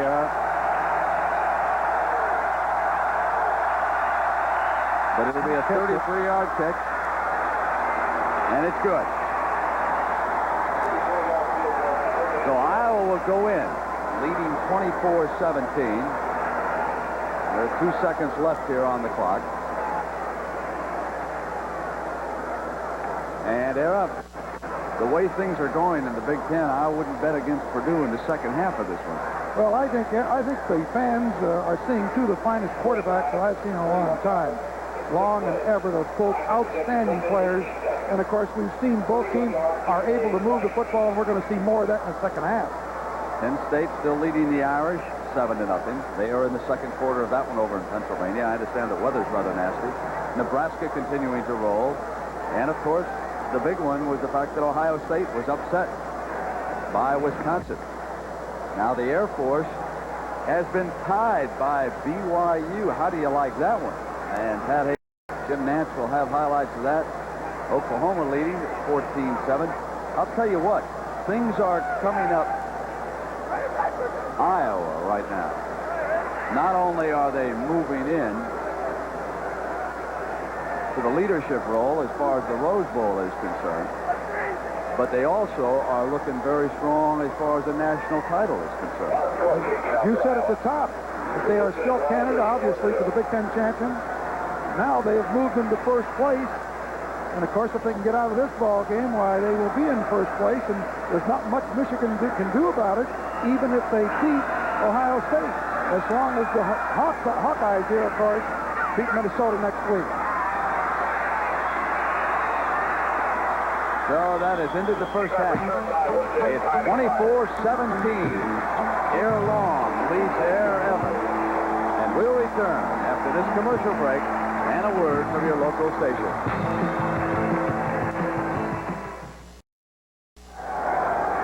From West Lafayette, Indiana, I'm Brent Musburger along with Era Parsegan. We have just started the second half. Iowa with possession. This is the splendid Ronnie Harmon coming around the left side with the Hawkeyes and Ronnie leading Purdue 24-17. And let's tell you that earlier today, Ohio State was upset by Wisconsin. So if Iowa can hold on here against a determined Purdue team and then win next Saturday against Minnesota, the Hawkeyes would head for the Rose Bowl. Meanwhile, Michigan and Ohio State will have their showdown in Ann Arbor next week. And it is possible, if Hayden Fry and the Hawkeyes go to the Rose Bowl, that the winner there might indeed be headed for the Cotton Bowl. But we'll have to wait and see. Chuck Long on first down, flushed out of the pocket.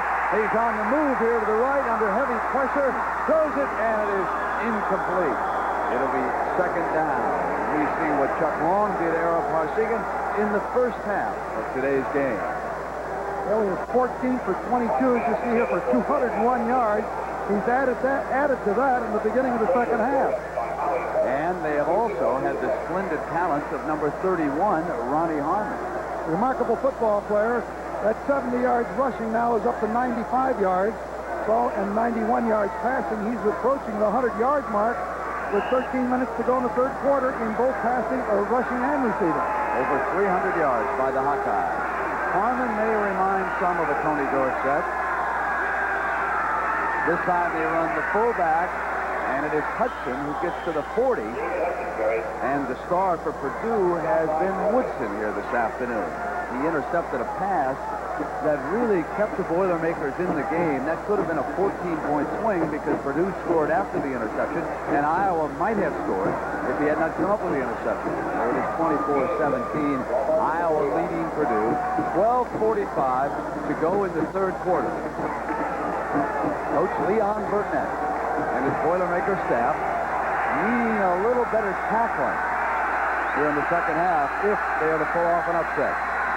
Long's receivers are covered. He's on the move, and he's tackled inside the 45 by John Baldwin, number 98. Well, what a nice job by Baldwin. On third down and 5, the Boilermakers have not been able to stop this Iowa team.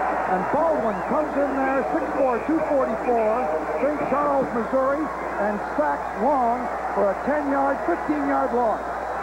So here is that punt formation, which looks like an extra point with the blockers on the wing. Ostrobala gets it off, Griffin at the 10. Comes up to the 15. Tries to find daylight, and he is brought down hard on the 15 by Mark Cook, the man who does the kicking off for the Hawkeyes. We'll be right back, and Purdue will have possession. Well, Pat O'Brien spoke to Leon Burtnett, and Pat, what did Leon say he was going to do here in the second half? Well, Leon feels pretty good about this game so far, Brent. He says, to the exception of that turnover, they're still in the game. He said they're going to put a lot more pressure on Long, which we've seen already in this third period. Let's go back upstairs. All right, thank you, Pat. Now, quarterback Jim Everett for Coach Burtnett turned in a first half like this. 155 yards and 1 touchdown. Era, this is the first time that I have seen Everett in person, and I am very impressed with the way he throws the ball. Well, so am I. And when I was downstairs talking to him yesterday, I didn't realize how tall he is. He's 6'5", and every bit of that. Well, here is a first down pass. He pumps. His man was covered. Steps away. He's on the move. And you can see his speed, and he'll just take it out of bounds. And alertly, Everett stepped out of bounds. Well, Brigham Young and Air Force are going at it in the whack. And Pat Hayden, what's happening? Brent, Robbie Bosco is really showing some class. Remember those 3 interceptions he threw? Well, this is his 3rd touchdown pass of the afternoon. This one's 69 yards to Vi Siknima. 28-21 BYU, and if BYU wins, we expect to see them in the Fiesta Bowl. Let's go back to Brent and Era. What a comeback by BYU. And here, Pat, Iowa leads Purdue 24-17. Meanwhile, Penn State is blanking Notre Dame 13-0. This is 2nd and 11 right now for Everett. He'll throw it again. His backs come out. Over the middle of Rodney Carter, there's one of their favorite plays. They call it Fan 89 Hide. They slip Wallace and Carter out of the backfield, and then they simply dump it all.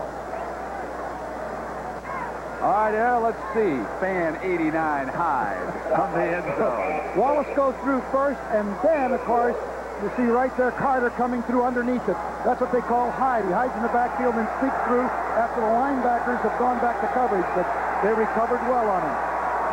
It is 3rd and 6, and Everett will go to the shotgun.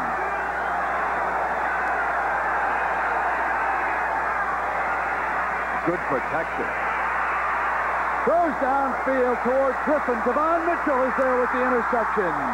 Devon Mitchell, number 21, pulled it down as the ball was hanging in the air at the 33-yard line, and it's a turnover by Everett and Purdue. He catches him right at the last minute. I think he's going to run out here to the left. Then all of a sudden he sees a chance to throw the big one down the field, but it is underthrown just a little bit, and Devon Mitchell steps right in front of Griffin right there. Griffin does pull him down. Good play by Griffin. Almost a face mask, too, the way Very Griffin close. was yanking him from behind with his hands up on that helmet. So Devon Mitchell, who is not 100%, but who is hanging in and playing well in that secondary. And, of course, there is Ty Niles Kinnick's record. And what a great one he was. The stadium back in Iowa City named after him. 1st and 10 for Chuck Long. Drops it out. Man's wide open is Harmon. And Harmon breaks a tackle and finally out of bounds on that far side. Kevin Sumlin, number 44, along with Chris Dishman, 19, working on it. And Harmon has been breaking one tackle after another here today. Well, Dishman just could not hang on. He's, in addition to being elusive, he certainly is strong. I'm talking about Ronnie Harmon right there, number 31. Dishman is 19, and it has been a learning process in that defensive secondary for the Boilermakers this year. 10:40 to go in the 3rd. Chuck Long, a candidate for that Heisman Trophy, on the draw. Hands it off to Harmon. Harmon coming around the right side. He is tackled at the 44-yard line. Kennedy Wilson, 23, doing a good job defensively. So Long looking for a Heisman Trophy, putting up numbers like that. And, of course, the man he is pursuing and the front runner, Bo Jackson, has come back with one of his better productions here in the last few weeks. That's only in the 2nd quarter, and he already has 103 yards and 1 touchdown. So Jackson on the move again. Harmon going off the field with Quinn early. Long bringing the Hawkeyes up to the line of scrimmage. 2nd and 10. Again the draw. And this time Hudson, the fullback, gets inside the 45. And Arrow with Harmon graduating. I expect Iowa to feature this young fullback, Hudson. He reminds me of Owen Gill. Boy, he really is strong. I've liked him in all the games that we have seen him play. Here he is just on a little draw delay, and he just runs through tacklers. He's 227 pounds, always goes forward, has lost no yardage this year. He's always a positive gainer. Meanwhile, Penn State is blowing out Notre Dame. It is 20-0, only in the 2nd quarter as the Nittany Lions solidify that #1 spot, and the Irish come up flat. Hudson Straight ahead on first down for a couple of yards. Matt Morgan, number 59, brings him down. 9:19 to go in the third. Iowa leading Purdue 24-17. This will be a 2nd and 8. Harmon bringing the play in from the sideline, and Quinn Early will trot out for the Hawkeyes. Let's see what the Boilermakers come up with defensively in this situation. Well, they've played a little bit better than they did in the first half, although they've given an awful lot of ground. They're in their 3-4 this time, but they're bringing the outside linebacker. He's going to get him right there. Whoop. He releases to Hudson, and he cannot get the handover.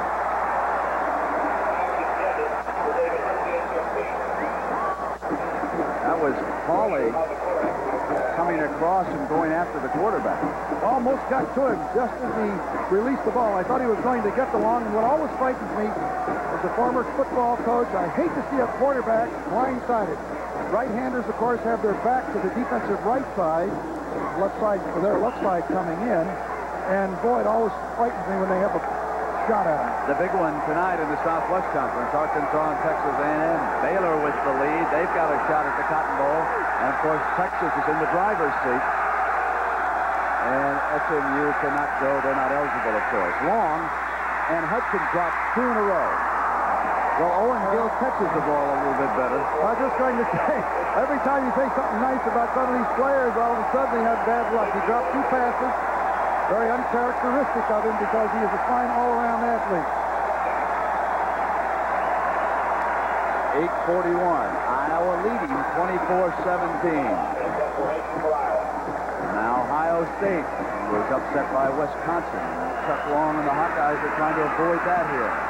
Costrabala hangs one, and Griffin will let it bounce. It's going to be downed inside the 5. Not very good field position as far as Jim Everett and the Boilermakers are concerned. Mark Senliger gets downfield in the center, covers that punt at the 3. We'll be right back.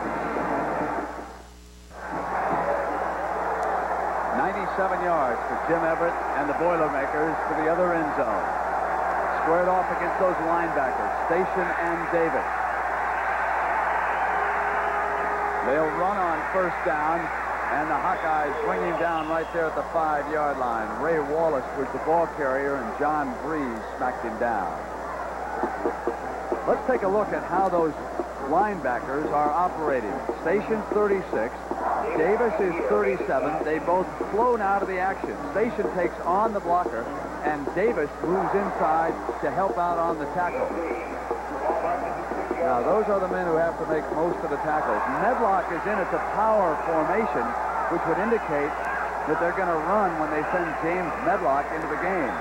And here he comes, number 34. And a good run out to the 11-yard line. And that should be a first down or very close.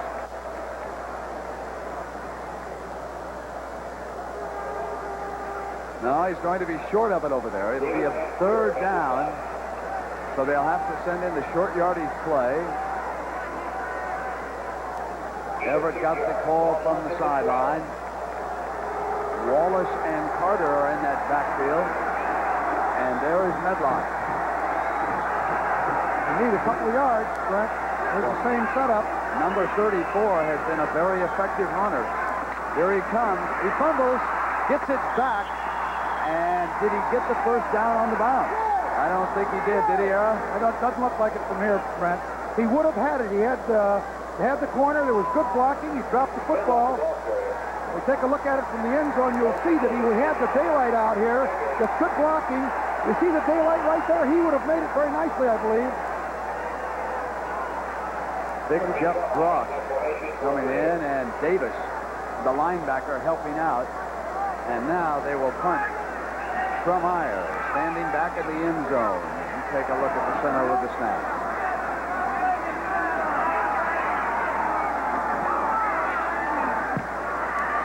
Another low line drive punt snatched by Norvell, and it was a fair catch there at about the 47. That was some catch, wasn't it, of a line drive? We'll be right back. Today's Chevrolet, who invites you to live the style, performance, and fun of Chevrolet in '86. And by the astonishingly simple new Sony Handycam. All the excitement of video movies now in the palm of your hand.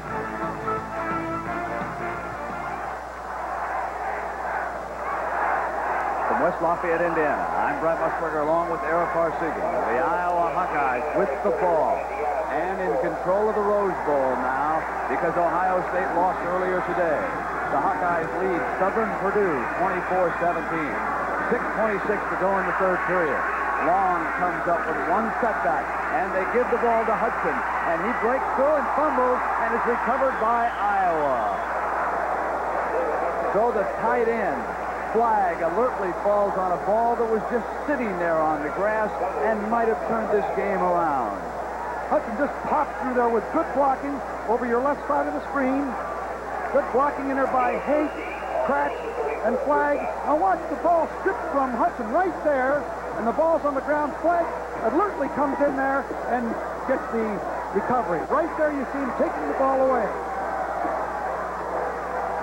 It'll be 1st and 10. 6 minutes to go in the third. Hudson again bouncing outside to the left. Woodson giving chase. He slips free of him and goes for another yard before Wilson can finally pounce on the Iowa fullback. Let's take you back now and show you how we got to our point. Everett opened up the scoring, a 48-yard touchdown pass to Griffin, and Purdue led it 7-0. But the Hawkeyes bounced back. They tied it. Harmon on a 1-yard touchdown run. Great second effort by Ronnie Harmon. Then the Hawkeyes took the lead as the fullback, David Hudson, went in from a yard out. And then Purdue tied it. Medlock from a yard out.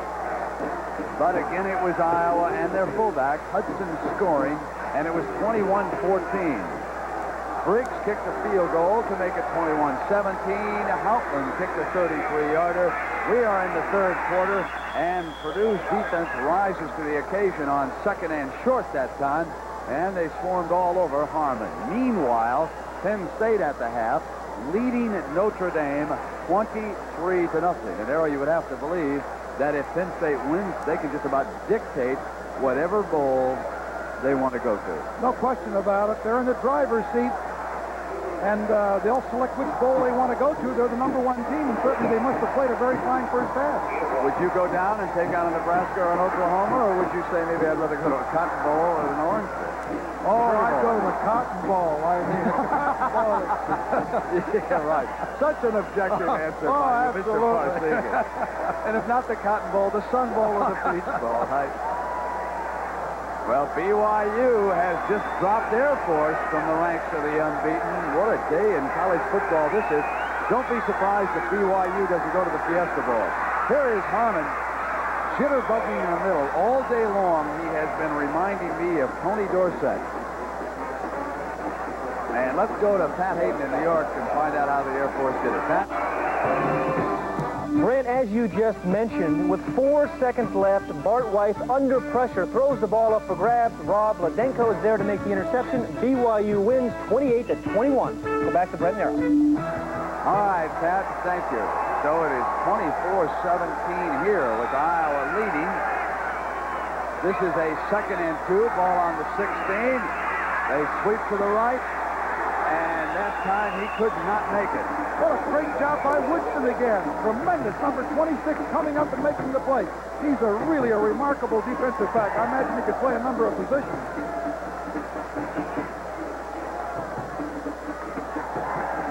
So here is what has happened in the top 10. Penn State rolling at the half, leading by 23 points.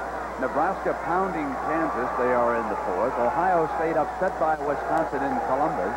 And now BYU coming back to stun the Air Force. So remember, the Cougars were at home. Oklahoma rolling. And Michigan headed toward that Ohio State. And, of course, tonight, Arkansas takes on Texas A&M. Oklahoma State with the lead, and we've got a timeout called. Chuck Long wants to confer with Caden Fry and his coaching staff on the sideline. And we'll be right back in West Lafayette in just a moment.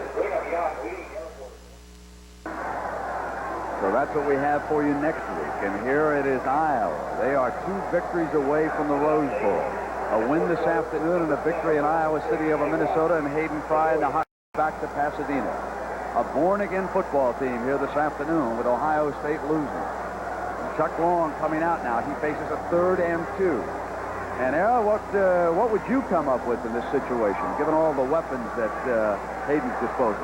Must have had a call on originally a pass of some kind because they were surprised to find Purdue deployed in a defensive coverage with just a 3-man rush. Now they've changed it. Looks like they've gone to the 4-man.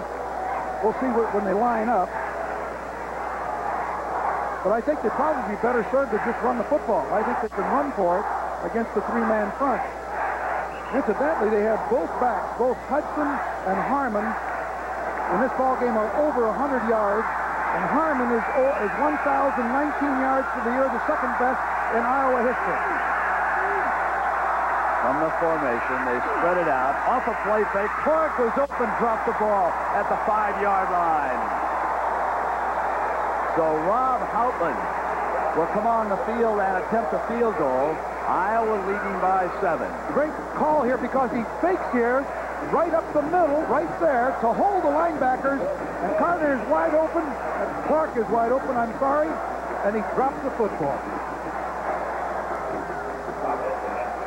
It'll be a 33-yard attempt by Houghtlin. Classic to put it down. And no good. What a big missed opportunity by the Hawkeyes at the 3:15 mark here in the 3rd.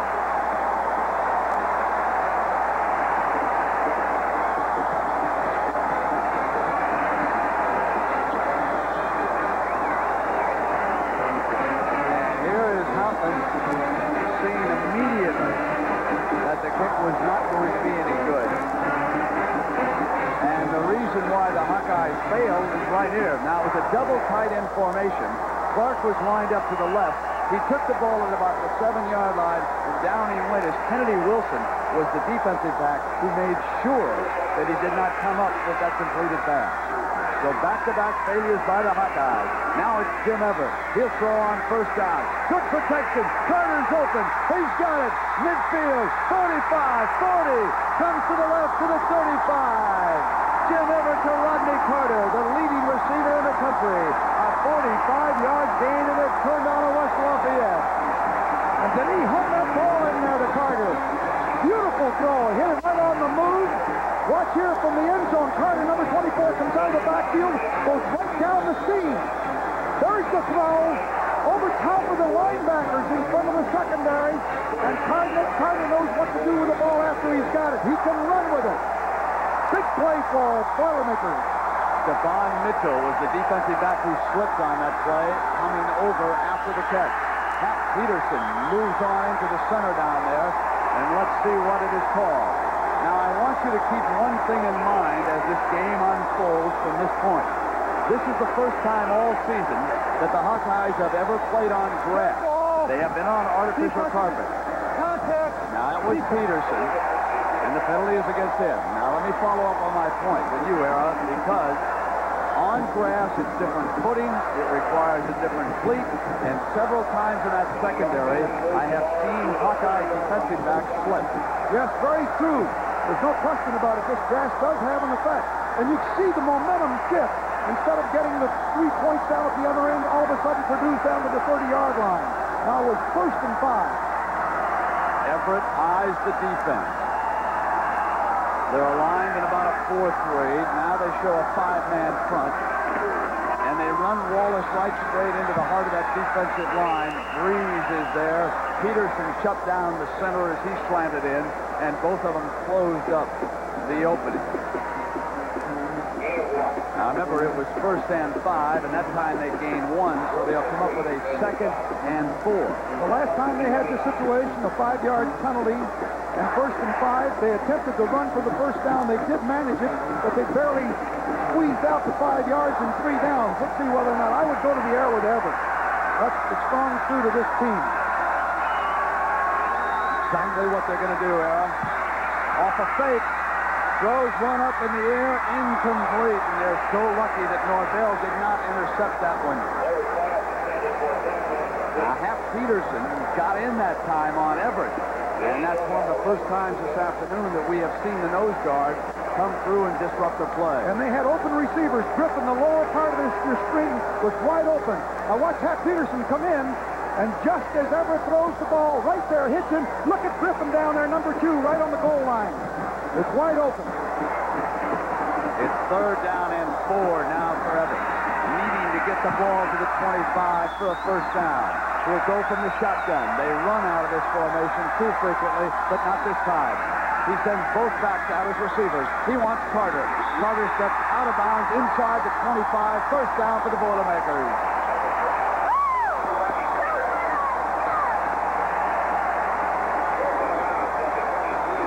Right here, number 24, Rodney Carter. This is why he's the leading receiver in the nation. Watch him keep his feet in just as the ball is at the sideline. Right there. Possession of the ball, and his right foot was on the ground. 1 minute and 58 seconds to go in quarter number 3. Iowa leading Purdue 24-17. Boilermakers on the move inside the 25-yard line. Off of play action, pressure. Everett steps away from it and completes the pass to the 15-yard line. Mark Jackson, number 36, was the receiver. Station almost got to him that time. Everett managed, I don't know how he got away from him, Brent, and then put the ball right on the money. Looking at it from the end zone. Now watch Station come right up the middle, unblocked, right there. And loses Everett. Everett manages to get that ball away. Boy, what a job. Sims brings him down.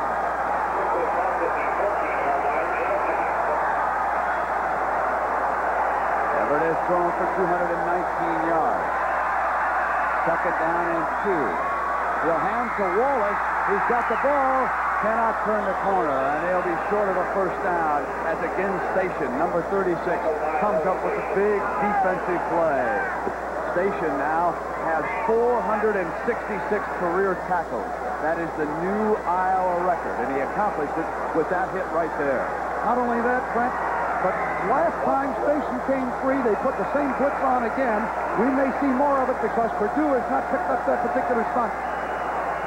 Here is a 3rd and 3, and Everett and Purdue will use a timeout as the Boilermaker quarterback comes over to the sideline to confer with Leon Burnett. Now, let me remind everybody that tomorrow we're going to be seeing a good running back by the name of Gale Sayers live in our studios, 12:30 Eastern Time.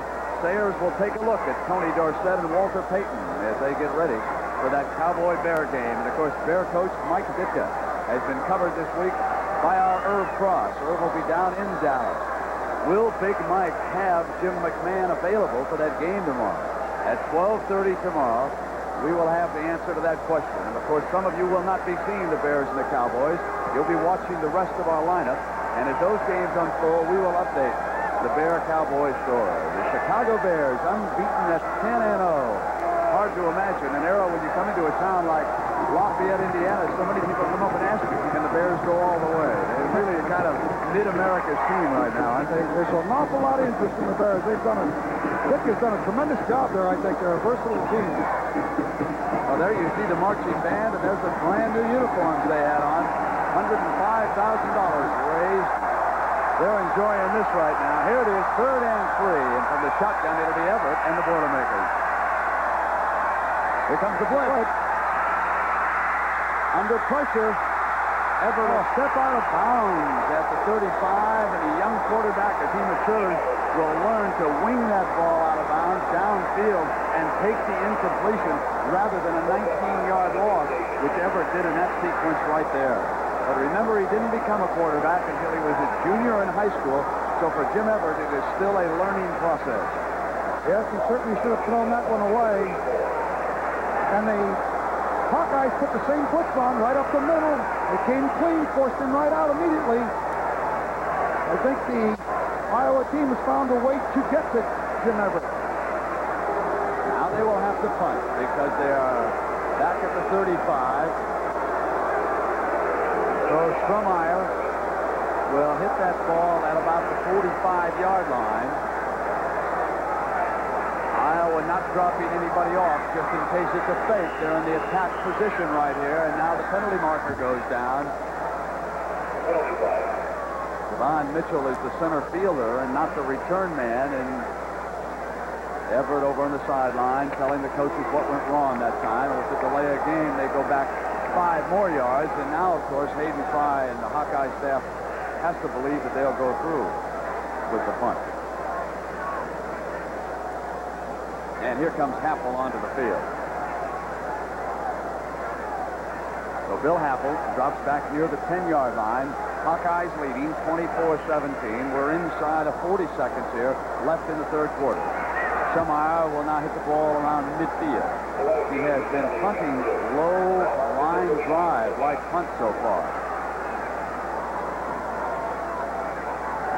They have one of the best long snappers in college football, Pat Snyder. Here's the snapper. Gets it back to Schumacher. Not a good punt. Goes out of bounds at the 34-yard line.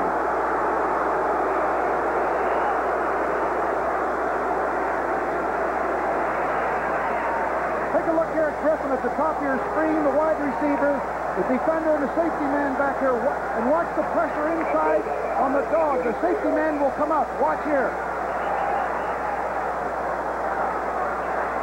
And you see Griffin breaks loose one-on-one out here as the safety man steps inside. And if Everett would have had time, he might have been able to hit him. But he is flushed out of the pocket by the interior blitz. And, of course, that led to this play. First and 10 era for the Hawkeyes at the 34-yard line. They come up with Ronnie Harmon and David Hudson, and they pound with Hudson straight ahead. And just because of his determination, he gets the ball to the 38, and Bob Zilt, number 71, tackles him there. With 23 seconds, now down to 20 left in the third. It's 24-17, Iowa leading Purdue. Iowa needing a win against Leon Burnett, and then a victory at home against Lou Holtz in Minnesota, and they would go to Pasadena. Ohio State comes up a loser at home this afternoon against Wisconsin. The time will run out on the third quarter. So for Hayden Fry and the Hawkeyes, one of the biggest quarters of the season is still to come. The Rose Bowl, a national championship, all on the line. We'll be right back.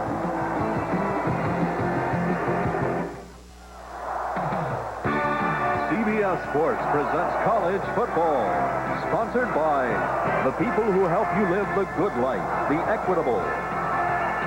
L.A. from Anheuser-Busch, with half the alcohol of our regular beers, sometimes it's the perfect thing to sing.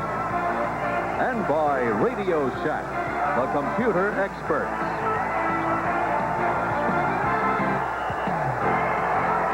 The final 15 minutes, the Hawkeyes and Chuck Long coming to the line of scrimmage. This is 2nd and 6. They lead Purdue 24-17. Chuck will throw it. It's the screen. It's to Harmon. Harmon cannot get through. A beautiful tackle by Kevin Sumlin, number 44, one of the inside linebackers. Marvelous job by Sunland there. Tremendous. Looked like the screen was going to be set up. He slipped in right behind the wall and made a great tackle. That could have been a big gainer. So there is Sumlin getting the call as you see what has transpired here this afternoon. Through 3 quarters, total yards 400 by the Hawkeyes, 247 by the Boilermakers. This will be 3rd and 5 for Long. It's Harmon, he won't get it. And that was Kevin Hawley, number 99, wrestled into the ground. And it will force another punt by the Hawkeyes. And so far that Purdue defense is doing a much better job here in the second half. They really did. They played, they only gave about 89 yards in the third quarter, and that was a big improvement over the first half where they gave 312 yards. Oscar ball at the punt. Griffin and Woodson, who are both dangerous, are set to return this. It's an extra point alignment for blocking. And the left footer hangs it high. Purdue will let it bounce. And it will be down at around the 27 or 28-yard line where it was touched right there. So now, Larry Station and the defense coming on the field. Let's go downstairs to Pat O'Brien. Pat? Thank you very much, Brent. You know, as Larry comes out on the field, he's a great story here. He's a computer science major at Iowa. He has no ambition whatsoever to play professional football. He wants to be an astronaut, and he might have gone to Purdue for that. The 16 of them have come from here. Let's go back way upstairs to Brent Musser. All right, that astronaut or not, there are some scouts who are grading Mr. Station very highly here this afternoon. He is playing as well as I've seen Larry Station play all season. He's number 36, faked the blitz, dropped off into pass coverage against Everett.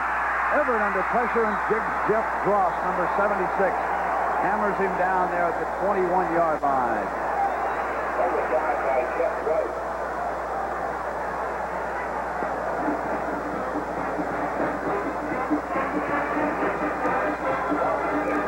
Well, you know, Era gives us an opportunity to welcome Jim Brock from the Cotton Bowl Committee. And Jim, with the upsets, especially of Ohio State, what are you looking at right now? Well, Brent, we said going in today, all the bowl guys did said this would be the key day for the bowls, and of course, next Saturday selection day. On the delayed handoff to Wallace, he comes out near the 24. Jim, will a lot of the deals be made tomorrow with the various teams around the country for the major bowls? Brent, I'll answer you this way. I think there'll be a lot of informal discussions starting tomorrow and the rest of the week. Of course, selection date next Saturday. But Michigan winning big and Auburn leading Georgia. And here's Iowa hanging on. This game's long being over. But again, I think we'll have an excellent matchup in the Cotton Bowl because we do have several good teams out there. Era and I fully expect to see you in Ann Arbor next week for the Michigan-Ohio State game. Will we see you there? I know the Scobles will be there, and maybe I will too. I may be at Iowa too. All right. Here it is. 3rd and 14 for Purdue. Everett pulls out. Comes back to the middle. It's to Griffin. He's at midfield, the 45, down to the 42-yard line. 12 minutes to go, a 34-yard game. It's Everett to Griffin, number 2 in Era. This could be upset Saturday in the Big Ten if the Boilermakers can keep it cooking. Well, Griffin is adding to it. Certainly, Steve, he turns to the inside, gets deeper than the linebackers. Great throw there by Everett. And, of course, Griffin can run with the football after he touches it, as we witnessed right there. And on the day, Era, he has 110 yards on only 4 catches. So, indeed, he can run. 1st and 10 for Everett and the Boilermakers. He sends Carter out. There's a penalty flag down. The pass is complete on the near side, but there is a penalty flag. The pass was completed to Jackson. Hayden Fry and the Hawkeyes waiting to see what the preliminary and Quinn will say. 54 on the left. So it goes against Purdue right now.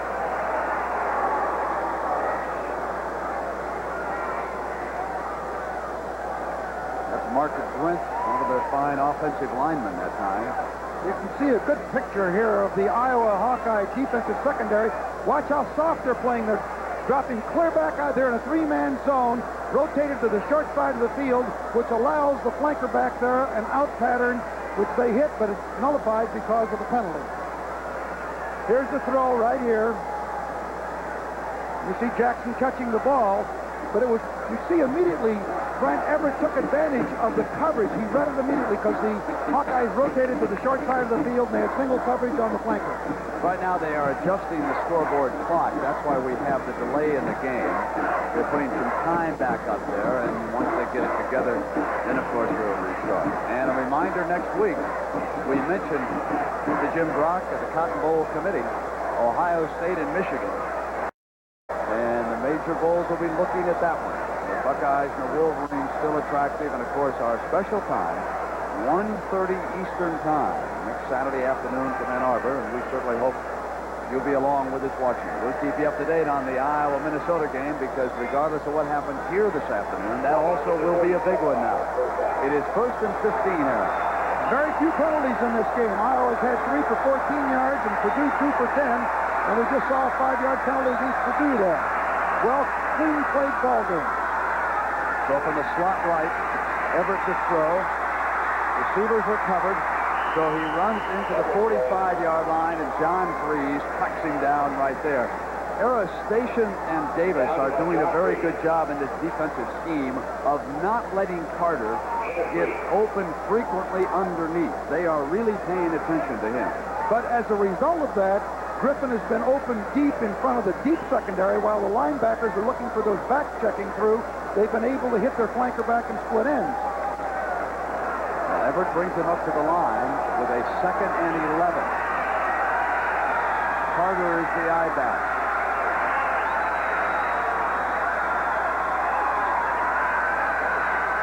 It's an audible. They fake to Carter, under pressure, throws it complete. First to a first down is Marty Scott, the tight end, and Jay Norville coming over to bring him down. And again, the protection almost breaks down as you see 36 right there. This time they picked him up very nicely. Skavinsky picked him up, and there's the throw by Everett with a lot of pressure to Marty Scott, and they get a first down. A big play for the Boilermakers. And with a linebacker coming, you would think that the tight end would indeed become the hot receiver. He was. They came out of the eye that time, and they're in a little better position for these two backs as they are right now to pick up the inside blitz.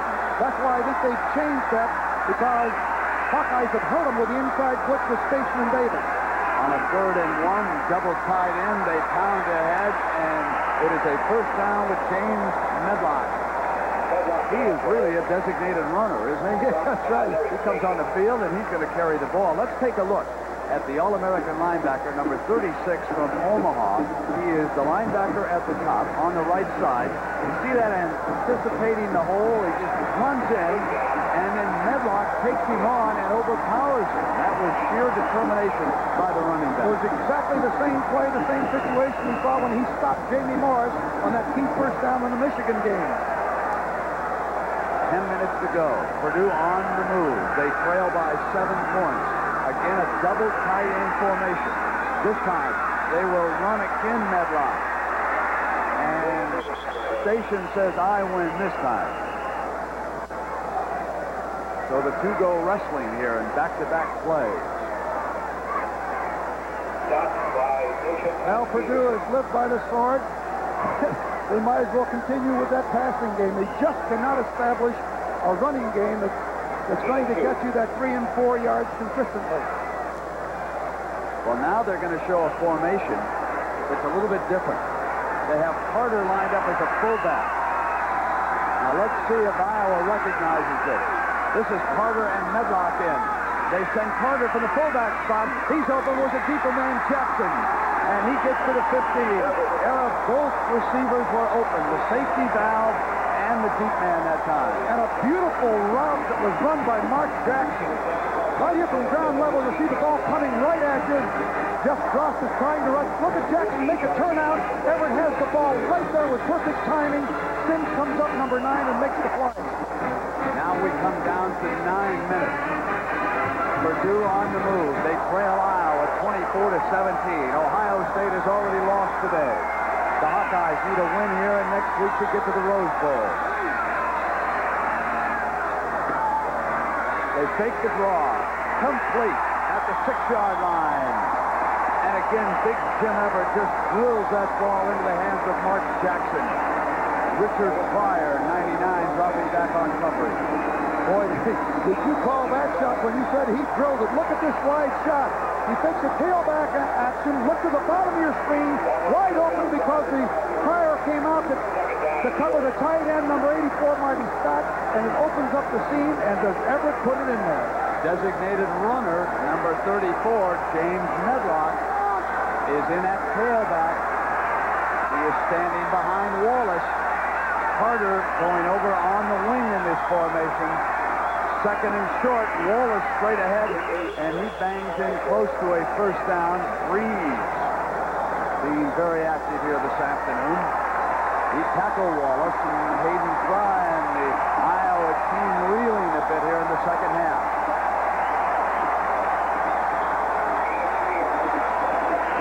Well, we've seen the Iowa team on more than one occasion inside that 10-yard line and turn around and stiffen up and make it tough for the opposition to get into the end zone. Let's see if they can do it again on this particular drive. With a first and goal inside the 5-yard line. Off a fake, Everett's under pressure, and a great pickup block in the backfield, and Jim Everett gets down to the 1-yard line. It was Pryor who saved the touchdown that time, as far as Iowa was concerned. But I thought the Hawkeyes had Everett. Who says he can't run? Huh? Watch right here as he takes the sweep. Watch him make station. Number 36 miss. Right about there. Right there is 36. He made him miss. He gets down to about the 2-yard line. Nice job by Jim. And Pryor came back into the play after being out of it. He lost his helmet as he brought him down. So the ball is at the 1-yard line now. And here comes Medlock, and he is stopped short of the goal line. This will bring up a 3rd and goal at the 6:50 mark. That's what we've seen the Hawkeyes do before when they get down inside and their goal line is challenged. They brought it down to a 3rd down and 1. Well, certainly Everett has some options here, and he wants to use a timeout. Knowing how important this is, he reduces the Purdue timeouts to 1 the rest of the way, but this is a critical moment, and we'll be right back. So we are back. 6 minutes and 39 seconds. And Everett's 3rd down, and of course, being big and strong, he can roll and put some option pressure on that defense. He also can run it right straight ahead in this short yardage situation. So Iowa will have to guess what kind of a defense to come up with. Well, if you recall in the first half, Brent, Medlock came off the right side on the off-tackle play. With a wing back to that side, they were very successful with it. They scored a touchdown. We might see it right here. Although you might come over here and Leo Burnett may say, look, I want my best guy, Everett, to throw at least twice, and I know he'll get it 1 out of the 2 times. Let's see which way they go. I'm guessing they run that off-tackle play with Medlock if he's in there. Well, again, you've got 2 downs to go for it. Exactly what you pointed out. You can just line it up and say, we'll go power football both times. Did you see Hayden Fry licked his hands for like he was going to get in and play defense? Now Medlock is the tailback, set behind Wallace. Carter is the man in motion. They go to Medlock, up over the top, touchdown, Purdue.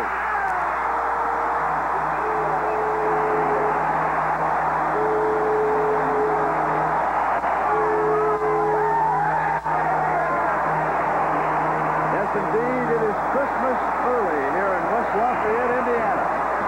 First, the official on our side signaled the touchdown.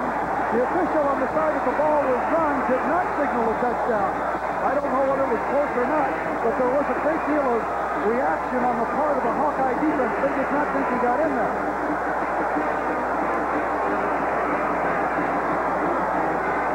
And an injured player being tended to down on the field, and that is Hayden Fry, the head coach in the white hat. Now the touchdown is Medlock again, and he caps off this 13-play drive. Let's see how close he comes to the line. They're at the 1-yard line. They'll come right at you on the right side of your screen. There's the dive. Well, certainly it's very difficult to tell because of the angle that we have here. But the official to the left of the screen came in and signaled touchdown. The official on the right did not. Who might have had a better view of it, I don't know. And that's the reaction of Leon Burnett in the Purdue sideline. There we are told that that fallen player is their nose guard, Hap Peterson. He came into this game shaken up, and that would be a major loss for the Hawkeyes.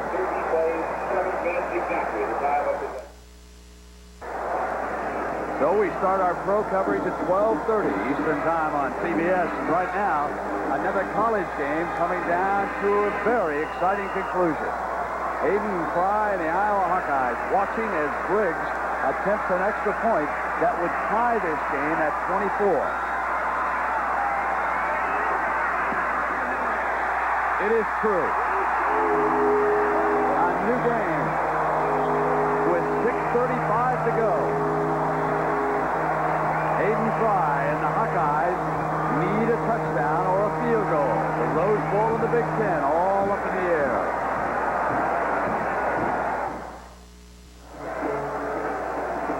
We are back. I'm Brent Musburger along with Eric Parsegan. 6:35 to go. Do we ever get a dull game, Mr. Parsegan? We got another hummer going here. Wow.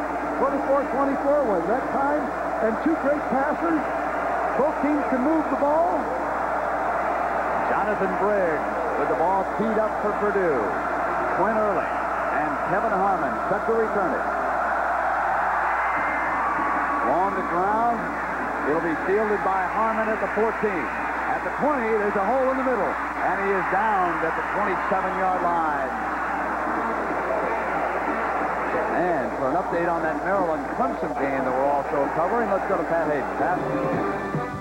All right, Brent. Freshman Tracy Johnson scores his first touchdown ever for the Clemson Tigers from 5 yards out. That makes it Clemson 31-24 over Maryland with 5:30 remaining. Let's go back to Brent Nero. Oh, another good one going on down there in Clemson, South Carolina this afternoon. Here we are tied at 24. Here in this half era, Chuck Long has been held to only 3 of 7 for 27 yards. And he had 201 yards in the first half. On first down, they will run the play right straight ahead with number 20, David Hudson, the young fullback. And Matt Morgan, 59, tackles him there. I wonder if this will influence Hayden Fry and his play calling in view of the fact that if this ball game ended in a tie, he would still be in the favorable position as far as the Big Ten was concerned. He would have the same record as Michigan, but remember, Iowa beat Michigan earlier this year. They would be tied for the lead. But it's 2nd and 6. Off a play fake, there's a penalty marker down.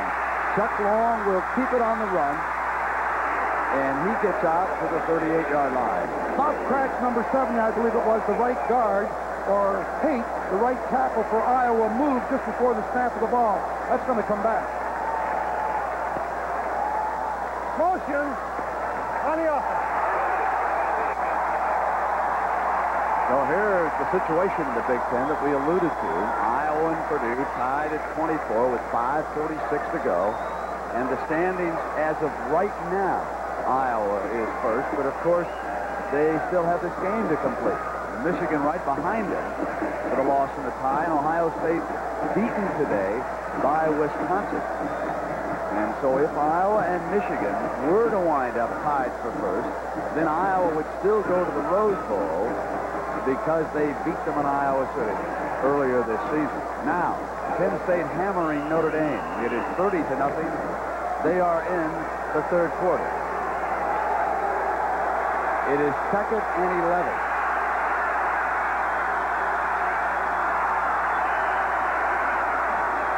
And again, they run the draw, and Hudson gets out to the 30-yard line where it will be 3rd down.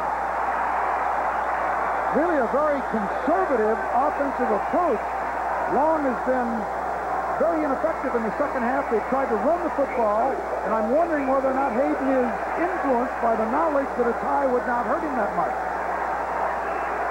There's a lot of time, though, to be thinking about that because Jim Everett is so dangerous, you could wind up with a loss on your hands. Boy, you're right. Long doesn't like the noise.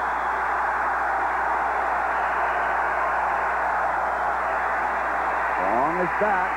He throws to Happel, and Happel is out near a first down with that shot effort. He got it. Great effort by Happel. Tremendous first down. Watch it from the end zone. Happel will come open right on the left side of your screen, and he makes that second effort right here as he's tackled. Looks like he doesn't have it. That's Woodson, who's played a sensational game, and then someone comes in. A great effort by Happel. 1st and 10. Long rolling to the right. Complete to Quinn Early. Down to the 45-yard line of the Boilermakers. Another first down for Iowa. Morgan bringing him down, but after a 15-yard gain. This is one of the few times that we've seen Long roll out, a pre-called rollout. And of course, he'll have Early wide open in the seam right there. There's nobody around him. Finally, Morgan, 59, comes in with some help. And a first down to the 45. There are some of the Iowa fans who have traveled here as they do every week when this team is on the road, and they're rather pensive right now. Hudson, and he's down to the 44-yard line at the 4-minute mark. And Long is 19 for 31 in this game for 253 yards. One interception by Woodson that ultimately led to a touchdown. 2nd and 9 right here, and you must pay a lot of credit to the Purdue defensive players here in the second half. They have been much more aggressive and better tacklers. Really have. They played a good second half. 2nd and 9. Long Floods' receivers. Throws and almost intercepted. That was Houghtlin, number 44, who has called a fine game on the field from that inside linebacking spot, who almost picked that pass off. And it will now be 3rd and 9. Bottom of the screen is your receiver. Watch, Long tries to force this in as Houghtlin comes in here, the linebacker, and almost gets to the receiver just before he... That was a little dangerous throw there by Long. It is now 3rd and 9 for Long and the Hawkeyes. Another big play for the Hawkeyes.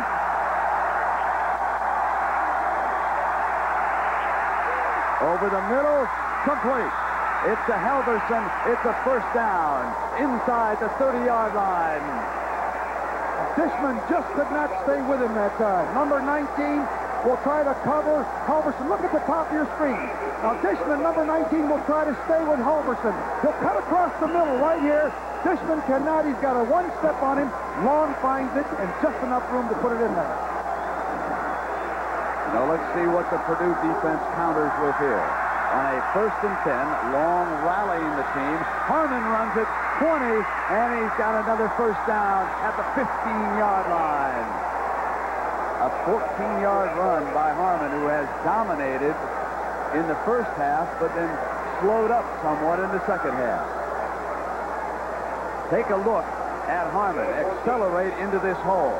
Purdue thinking past that time, and they came back with Ronnie Harmon running for still another first down. In the second half, he has 36 yards rushing and 13 receiving, and in that first half, he was all over the place. He had 120 yards rushing and 104 yards receiving.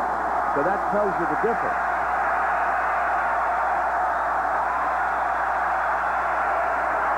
Here's Harmon again, getting close to the 10-yard line.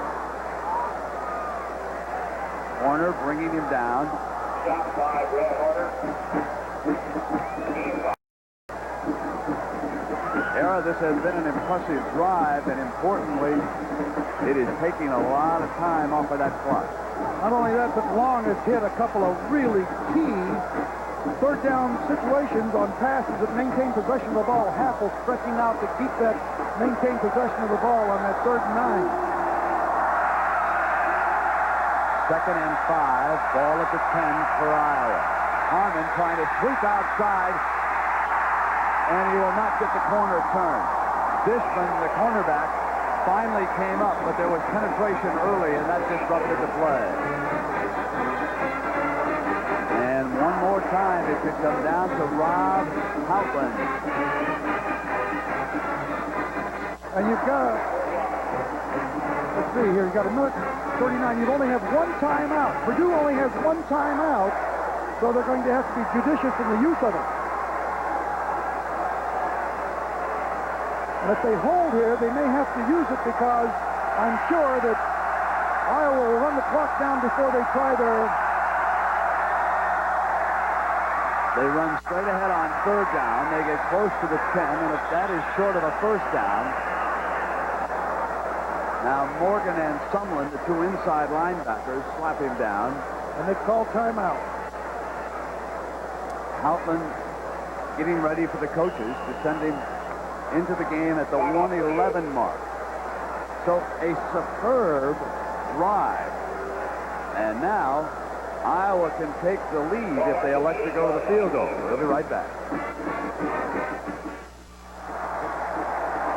And the pressure is squarely on the shoulders of the young man, Rob Houghtlin, who defeated Michigan here earlier this year and now can give Iowa a lead over Purdue at the 1:11 mark. A very impressive time-consuming drive by the Hawkeyes that will leave Jim Everett and Purdue with about a minute to work with, and their timeout situation, of course, is not good right now. Houghtlin earlier today made one for the 33, missed one from the 33. The ball will be put down at the 15, so this is a 25-yard field goal attempt.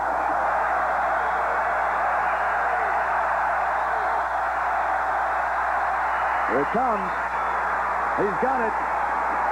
Iowa takes the lead at the 1:08 mark. Rob Houghtlin splits the uprights with another pressure kick. Don't go away, folks. Jim Everett's going to have the ball for a minute and 11 seconds. A minute and 8.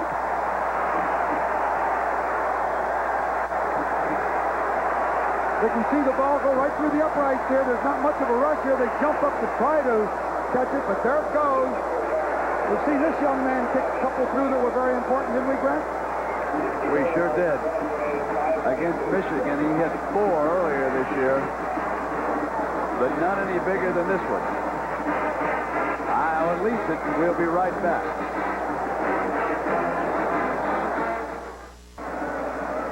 .108 remaining here in West Lafayette, Indiana. And the timeout situation shows you that Jim Everett and the Boilermakers must come up with a 1-minute drill. They're out of timeouts. Cook, with the ball teed up, he will kick it off and set the return. Woodson is back at the 7-yard line, and he is conferring with Ray Wallace.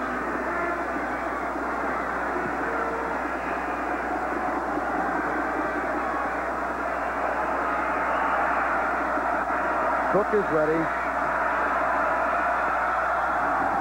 Here's the kick. And here's the return by Woodson. Out beyond the 30, bounces free.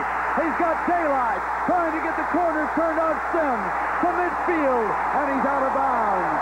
56 seconds left on the clock, and Rod Woodson has given Purdue one last at bat. What a remarkable football player this young man is. Leon Burnett said yesterday when he gets his hands on the ball, he makes something happen, and certainly does here. It looks like he's run out of bounds, or tackled right there. Cuts it clear back across the field. A high hurdle champion can really move. Sims gets over and gets him down inside the 50-yard line. Now it is first down for Everett. The ball is down at the 47-yard line. Purdue will go to the shotgun. Everett with time. Throws to the middle. Complete. Short of the first down. Rodney Carter. They'll have to hurry. Clock continues to run right now. Down toward 40 seconds. Briggs on the sideline. At this point in the season, you would expect Burnett to try and get the win if he can. Here's Everett. Back under pressure. And it is complete to Jackson, and Jackson steps out of bounds inside the 30. 29 seconds to go. At the 12-yard gain, the chains will move. It is a first down for the Boilermakers. You can see the concern on Hayden Fry's face. This is an important, very, very important game to him. And you got a guy like Everett, boy, you're sweating all the way. He reminds you of George Allen, doesn't he? Yeah. From the shotgun. With those 29 seconds to go, bad snap. But Everett, with the good hands, picks it up, throws complete to Carter. That's a mistake. Carter made a mistake. He stayed inbounds. Did not get the first down. He's brought down with the clock moving. Purdue will have to hurry. 13, 12. Carter could have gone out of bounds. Now the officials could stop it. If the defense takes too much time, they could throw it out. He'll have to stop the clock. Everett quickly stops it, and time elapses on the scoreboard. Time runs out on the scoreboard. It is over. And now you should see the argument with the officials. The Purdue coaching staff out there all over the officials. And I've got to tell you, Era, that I think the clock should have been stopped with about 8 seconds to go.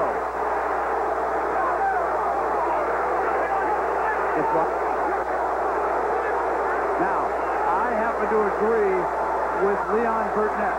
I don't know whether he would have won this game, but I think when the defense takes as much time as they did getting off the ball, that you should stop the clock and let them have one more play. Now, let's take a look at what happens here from 29 seconds down. Now, the first mistake in this sequence is made by Carter. Actually, the first mistake by the center. But Everett, now Carter should have gone right out of bounds. He does not.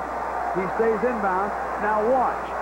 Time continues to run here at 18 seconds. Now you see how slowly Station's very intelligent. That's why he's got a 3.5 average. He's not getting up. He's not going any place. You see him? Now at that the last point, one over there. There's the ball goes down with 4 seconds. 3. See it right there, 2. They actually should have had a second. It seems to me the ball went out of bounds. Even after the ball was out of bounds. Yeah. Right. But I'll tell you, What a game. regardless, it was a heck of a ball game.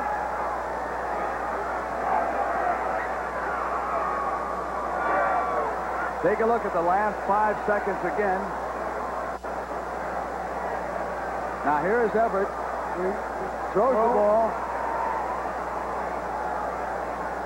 And the clock runs out as the ball goes out of bounds. But I still think that when the defense gets off the ball that slowly, of course, on the other hand, you save a timeout for a situation like that. You know? Yes, that's right. They used their timeouts during the course of that second half. They were very costly. They had no chance. Exactly. So you can certainly understand the anger. The team had come all the way back, and Leon thought they had a shot here to upset Iowa, but it was certainly not to be. And the Iowa Hawkeyes move one step closer to that Rose Bowl in dramatic fashion. We'll return after this word from your local station. And our Chevrolet most valuable players of this game are Iowa tailback Ronnie Harmon and Purdue cornerback Rod Woodson.